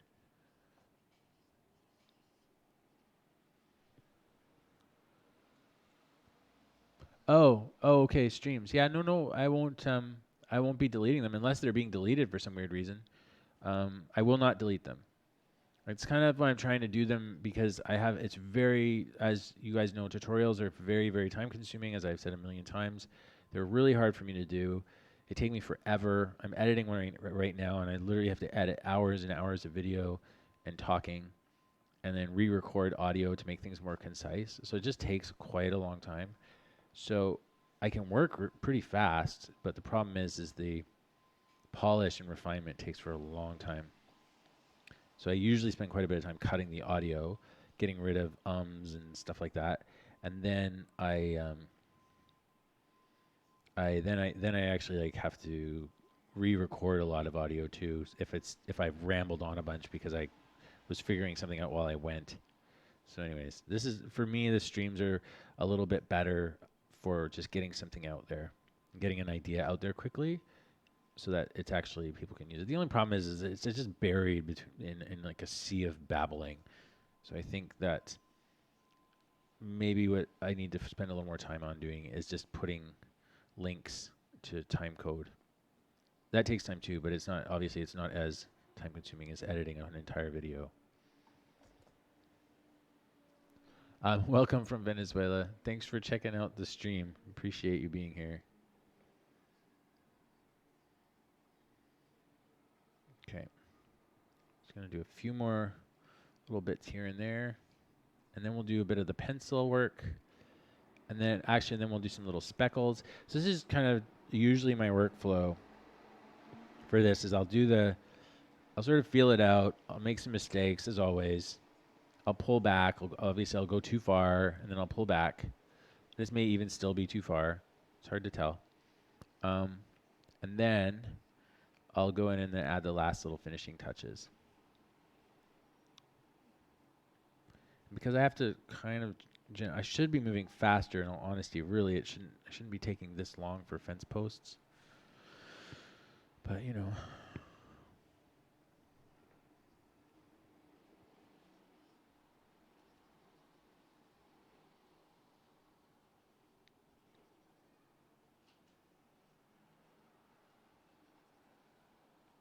Get some dark coming up to bridge that.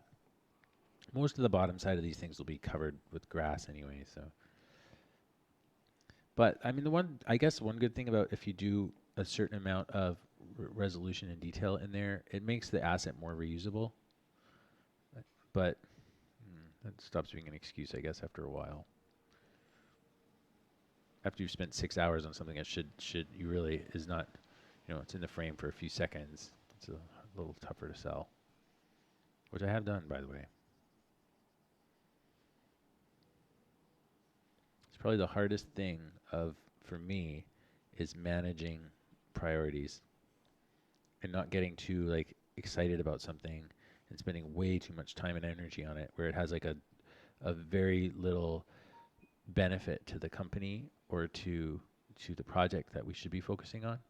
So the thing about running a company or a studio like this is that priorities are shifting constantly, and you have to be careful of those priorities shifting too much where it actually is detrimental to a project. So since Eric started with us, we're doing sprints and stuff which help keep everything on track. But you do have things like Emily was presenting in Quebec and Ottawa at Cartoon Connection because we're working on the Elemented series, and we've got a writer and everything for that now.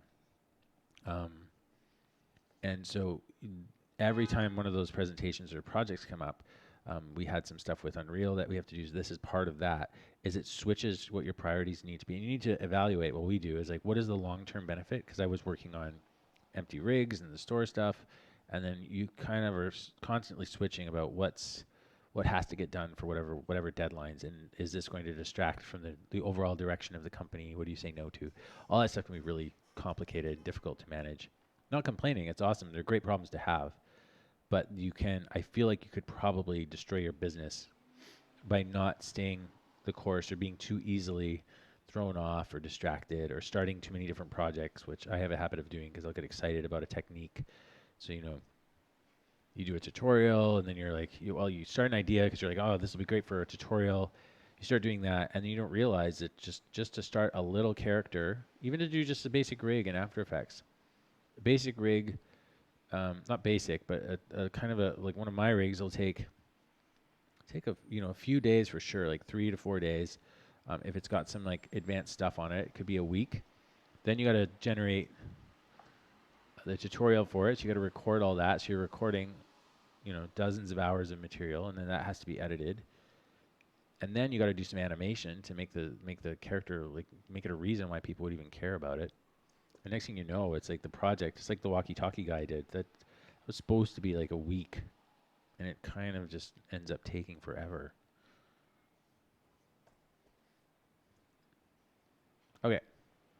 So next stage is I'll get a splattery brush here. This is one of my more favorite stages. We'll let this, actually we gotta let this bleed off. And the other thing I haven't painted is I haven't painted the tops, but we're not gonna get into the tops. I'm just going to, we'll just do the bottoms for now. The top's kind of like all kinds of stuff going on moss and all that stuff like that. We'll see. They're not meant to be completely realistic, but oops. So for this one, we got a splatter tip on it. And I just want to make sure the water is cranked, okay? And I might even actually wet the layer before. So let's create, we'll create a new layer, which should stop the simulation. I believe, did we make our new layer? Yes, we did. And I'm going to put it to the middle because I don't want them dripping everywhere. And let's wet the layer. See what the results are when we wet the layer. Because what will happen is, see, they bleed off right away. See that? So it's kind of good in some ways and kind of bad in others because we won't get the definition of the splats, but it'll help give us a little,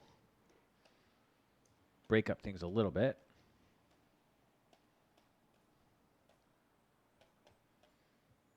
So they're going to slowly bleed out.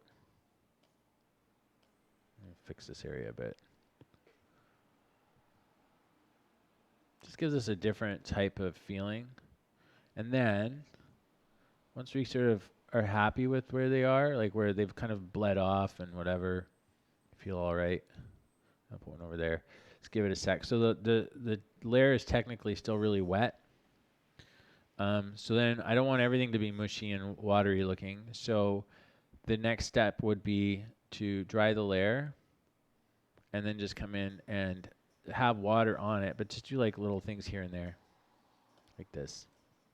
And I'm just using black and white. You could use color, but because this film is all black and white, I'm just doing it all black and white. And that suits me just fine. Largely, too, because I just don't have time to do color. And it's going to save me a lot of time not to be doing color. So the film will be colored with light. It will not be colored. It will not be colored with my hand. Okay, so the last stage, let those drips, let these little splats work themselves out. I think they should be done pretty quick. As you'll see, they have nice little wet edges on them, which is cool. So I'll do, usually at this point, I'll do one more layer. Now, the more layers you have, the slower Rebelle can be. So sometimes you get to this point, you want to merge things down. But I'm not going to because I need to come back on this stuff. So I'm going to select this, and I'm just going to get a lighter color. So you see here? And I got a pencil. You can select the different density types. I like it to be a little bit scratchier and finer. So here, usually what I'll do, it's probably too bright. Let's just clear that off. I'm going to select this again, and I'll go just a little brighter. So what I'll do in this kind of stuff is I probably won't do this actually for this fence because I think it's probably way too much detail. But I will go through and start finding some of the more interesting little edges and bring a little cross hatching to it, a little bit of light to it. And this can really work well just along specific parts where you want some feeling of light. And I know in general in the scenes that the lighting is kind of going to be top down-ish because it's outdoors. And even if it's at night, a lot of this will just be killed off. And you can keep this as a separate layer, right? So you could always just shut it off. But it's more to just create a little more variety. And we could use a brush too. I just tend to the way I treat it, this stuff, is how I would use ink. So when I've done an ink painting, sometimes the only way I can get light back into it is by grabbing a white pencil crayon. Or you can get those brushes, those white ink brushes, white ink pencils, and they tend to act a little bit more like a paint, like an acrylic paint or something that goes on top. So you can do that too. So like you do have the capacity here to do white. Problem with white is when you do white, it tends not to sit really well. Like I mean, it's doing something. It just doesn't look super natural when you throw a white, watery thing on top. So typically, if you're going to do like a white, you would use one of these brushes, and these are like a bit more of like a simulates like what's it called, acrylics or something like that, right? So you can have wetness and water to them, and then just have your loading up, and then you can literally go through and start painting on top. I find it for me, it doesn't fit with the look that I'm going for this project, so it doesn't tend to be the one thing I go for. I need to be careful though. Like with this level of sketching, I could spend quite a bit of time. Now I will only do this kind of cross hatching on close-up stuff.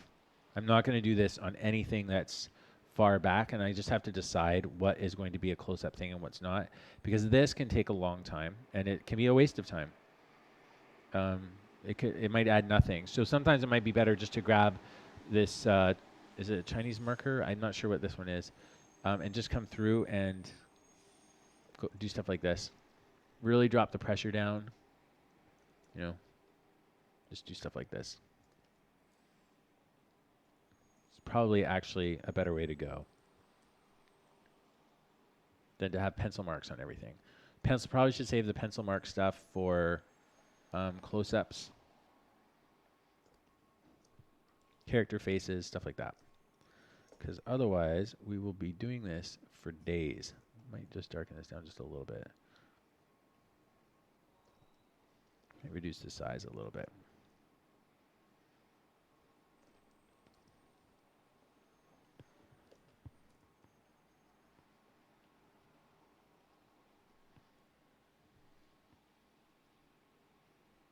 And we can also, that's the other thing, is usually I put it, depending on what I'm doing, I'll put it under all the darks, just so I don't lose, it doesn't get too mushy. But, I mean, especially for this, I've not really used this before, this specific charcoal or whatever it's supposed to be. It looks cool, but I've never really used it before. It's a bit soft for me. I do kind of like the pencil sketch more, personally. This is way faster, though.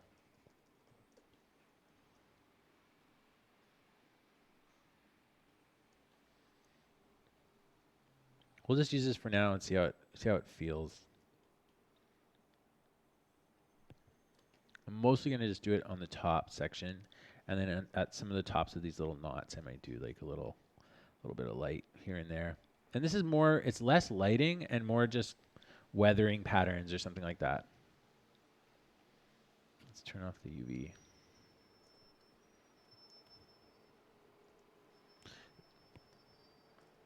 I think the thing about like animated film, I'm just thinking about this right now, is that you don't have, not everything has to be perfect. I mean, I think that's the thing that I've been able to do a lot of in our films, is that I'm not really specifically super good at anything, any one thing, and the films are always clearly lacking in something. I mean, from a professional standpoint, not from like a beginner standpoint or like someone who's just getting into it, but from like a long-term professional standpoint, like some of our lighting isn't always super good. The composition can be like hit or miss. It's just like the design can be a little bit weak. It's just, that's always going to be something you run into with anything. And animation, because you have to create so much volume of shots and art, the art volume is so high. I think you have to be careful of getting too precious about the little tiny pieces that make up the whole, because the whole is what counts more. And the whole, when all watched together, that's more what's important about what the feeling someone takes away from it, is like what they're getting out of the whole. The whole presentation is a package, not one specific shot. And I mean, you can have favorite shots. I always have shots that I actually like, and then shots that are disappointing. But I don't spend too much time doing these things because I'm not sure how well they're working. But anyways, it's more the whole. So, if your fence post sucks, or if there's a shot where the lighting isn't really perfect, obviously you can't have like a really junky shot or it just pops out, unless your whole film is designed to look a little junky. But overall animation is impressive, not because of the art of every frame, but because of the whole thing together. I think that's an important thing to manage.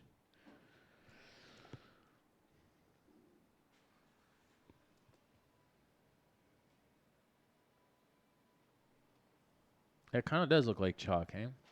I think it brings some, you're right, it brings some texture into it, so we're going to go with it for now. Might be the way to increase and also increase the contrast a little bit and also lighten it up. Like a lot of the fence posts from what I'm looking at, they tend to have a lot of white stuff on the top areas. So let's use it to break it up a little bit.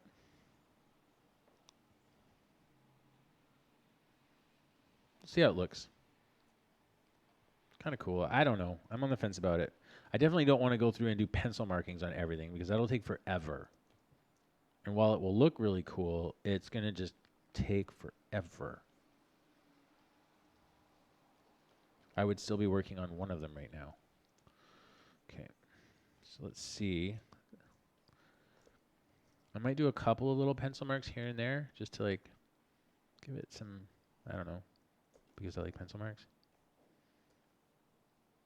So let's do just a few. Just a little there. Okay. Just to like merge it all together. Up at the top here. I'll make my pencil pretty big so we won't get too fussy about everything. I know we really got to be careful with the fussiness. Again, let's zoom out so I don't get crazy. Otherwise, I'll get crazy. There we go.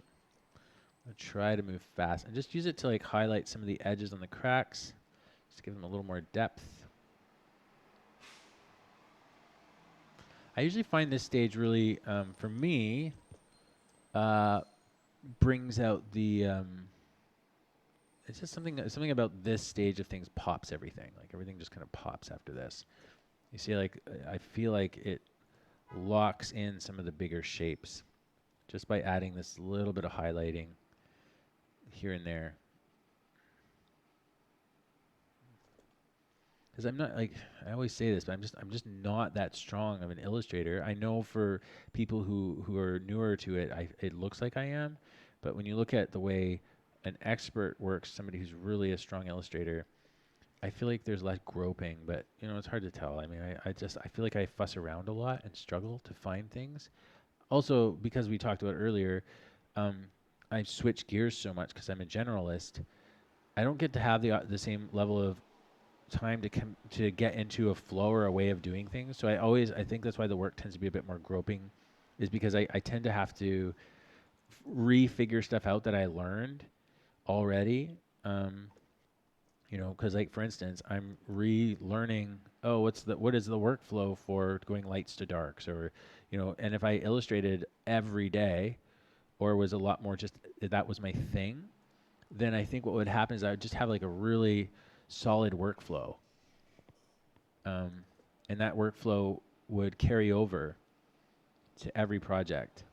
More so, I think that's why like, the argument can be made for not being a generalist because you can just really get really great at your tools. I have a really good friend who he's just a brilliant engineer, audio engineer, and producer. Makes really amazing albums.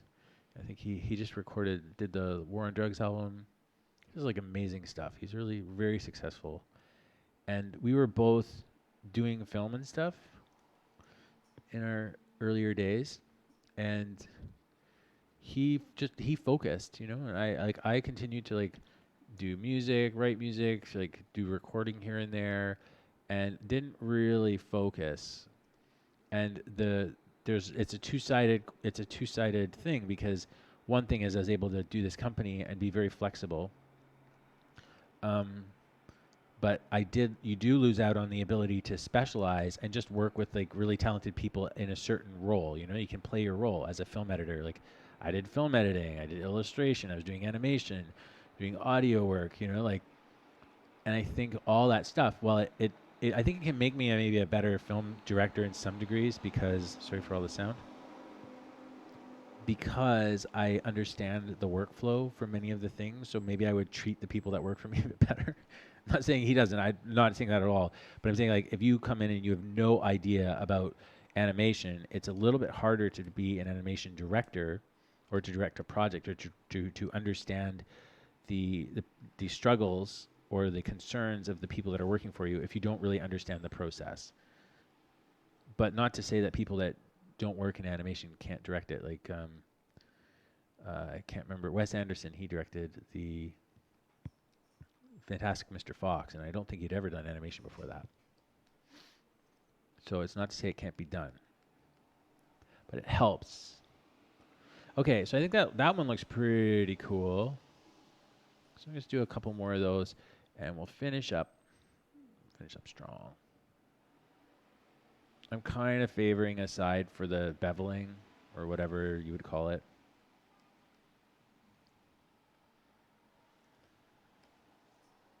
Try not to get carried away.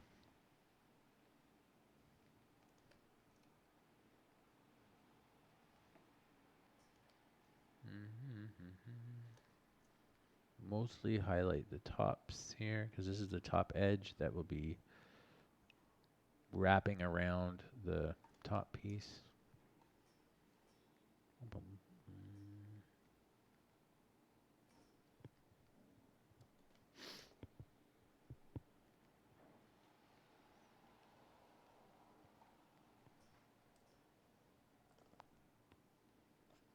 Okay, there we go.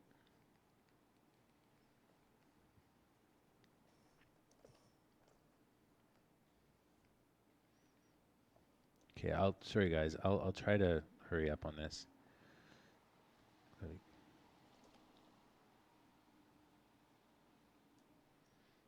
This is what I like about Rebel is sometimes you get these really cool. You see this edge that happened here, where the way the paint bled out, creates like a cool feeling of like a cavity inside the wood, which is really neat. And I would never have planned that obviously. So it's kind of neat having like little happy accidents all over the place. That's what I really like about working with ink and stuff like that. Because when I'm a bit of a control.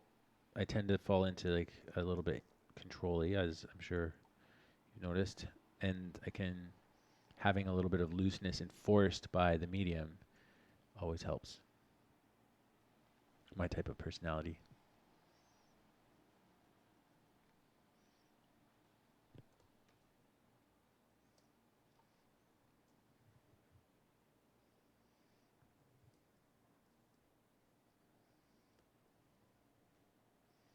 Yeah, Hero, I know what you're saying. I think that's exactly what I'm saying. It's tough because I love music. I love making music. But I do realize that it's the thing I've put down the most where I've had to like let that slide the most. Like I used to do the music for all of our projects and nobody cares about my music. My music's irrelevant. It doesn't stand out at all.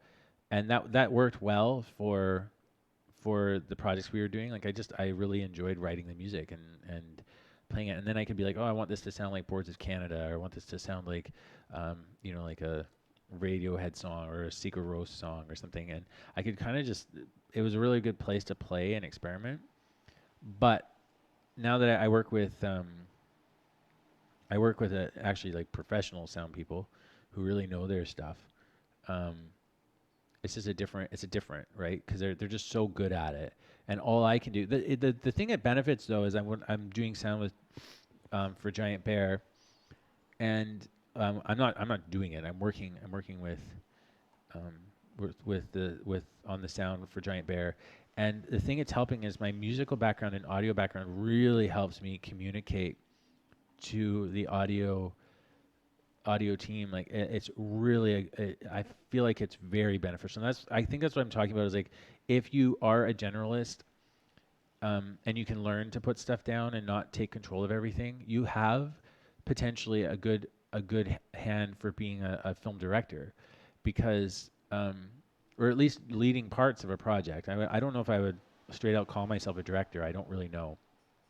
But I'm working with Audio Cora, and Tyler, the one of the head engineers there, and and he's actually one of the owners of the company.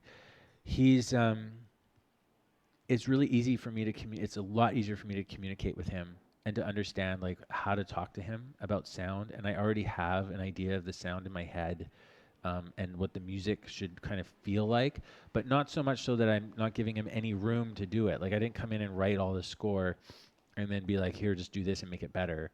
I more just understand the feeling that I would go for, and I can communicate that very concisely, and that's been very helpful because a lot of the time in film and animation, there is an undervaluing of the importance of sound. And I feel like if you come from a sound background, you're less likely to undervalue it. Sound is like, in my opinion, sound is 70% of animation. I know that sounds a little bit verbose and big, but it's so important. It changes for Giant Bear, like it changed the whole feeling of the film. And I kind of was banking on it because technically the film visually leaves a little to be desired, at least in my take on things. And so the sound just brings an authenticity to it and a depth to it that the visuals couldn't support, right? Because the visuals were compromised in some way because they had to be, and it's also the style, right? So they're very limited. Anyways, so um, you were in the music industry for 8 years. Wow. Wow. Okay. Okay. Wow. So you guys were doing a lot of big stuff. Like you were playing with the Foo Fighters in Spain. I feel like honestly, I think that language of music and sound will work to your advantage. I think I don't think any of that's a waste. I used to play in a band too. I toured a little bit. Nothing like you. Um, but I mean, I played shows. I was all about music for my entire high school. I mean, I still did animation. I still did it all the time. So I was constantly torn between the two worlds of animation and music. But I was writing music and recording. We were recording albums since I was I don't know, about, would it be like 12 or 13? We started recording stuff. Not professionally. Like we would rent like, it was before the digital audio era. So I'm 35 right now, or 36. I'm 36. And audio back then, there was not really digital audio yet. It was just starting to come in. And actually, we bought one of the first Tascam. It was called the Tascam, I think VS1680. It was like a digital recorder, and it recorded. I think you recorded to a DAT tape, but it was digital. And that was something we bought so that we could record all our albums. Before that, we would work with different, audio guys in the town we lived in. But there was only like 500 people in our town, so you didn't really have a lot of options. But music is so much different now. It's way more accessible. I think it would have been interesting. I'm not sure what would have happened to me if music had been as accessible now. Like I used to record when I would write music, I would record onto a tape deck, and you would find one that was like a karaoke tape machine, which would allow you to record over top of something you recorded on a second tape. And so that's what I would do. We would stack it up.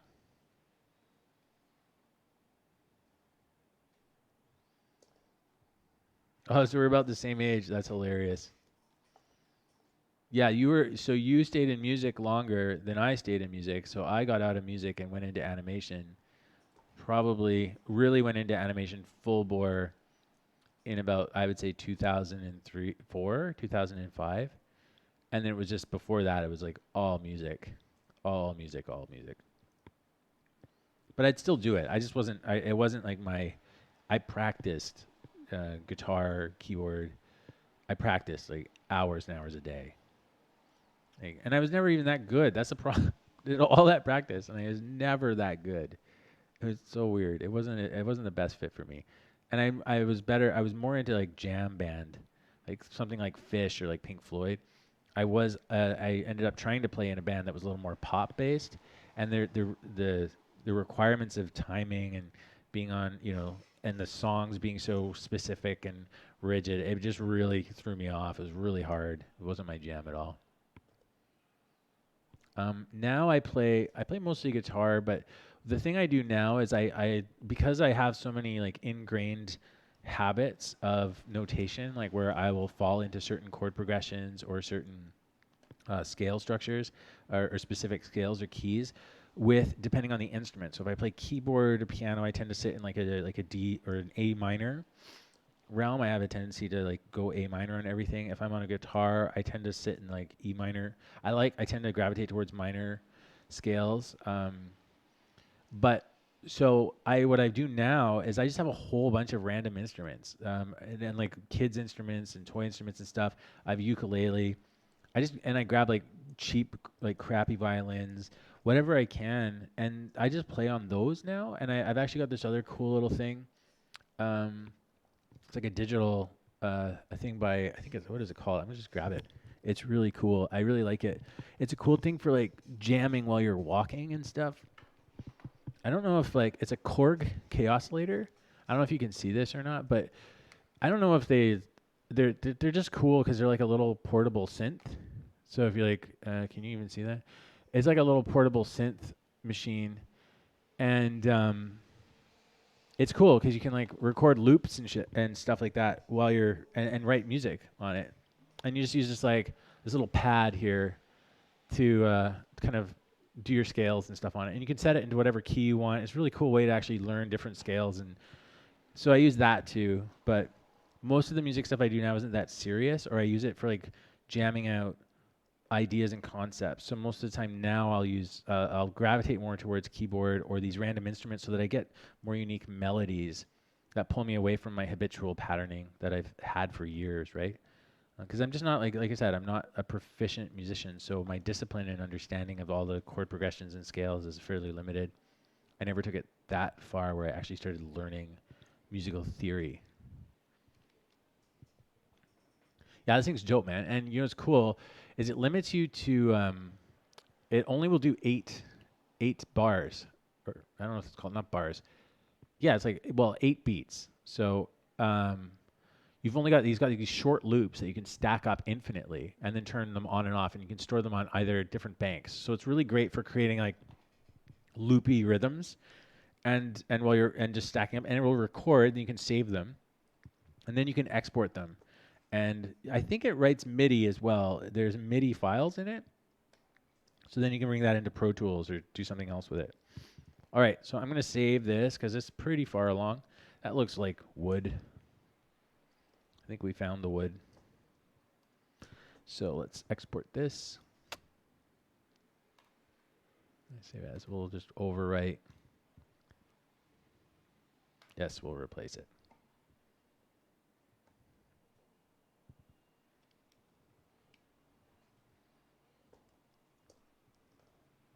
Oops, okay. Also, I should save the Rebel version, which is just this one, which I don't think I've saved even once yet.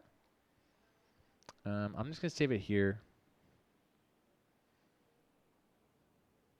Okay, and then we'll go back into Maya. And we'll have to probably reapply our materials. I can't remember where I last saved. So this is going to be the last thing we do before I jet. I think I split, and I'll not sure if I'll stream again today, but we'll see.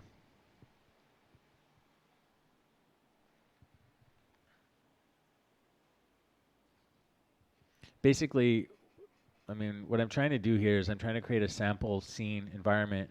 So I might be working with Unreal a little bit to try to see if I can replicate what I'm doing in Maya in Unreal. We'll see if it's possible. And I need to have a set put together fairly soon here. Oh, no. I don't want the set. Sorry, I don't want the vignette. I want the assets. Fence posts. Yes, we still have our Redshift and we have our materials. Great. So we didn't lose everything. Redshift, render view. Go ahead, please.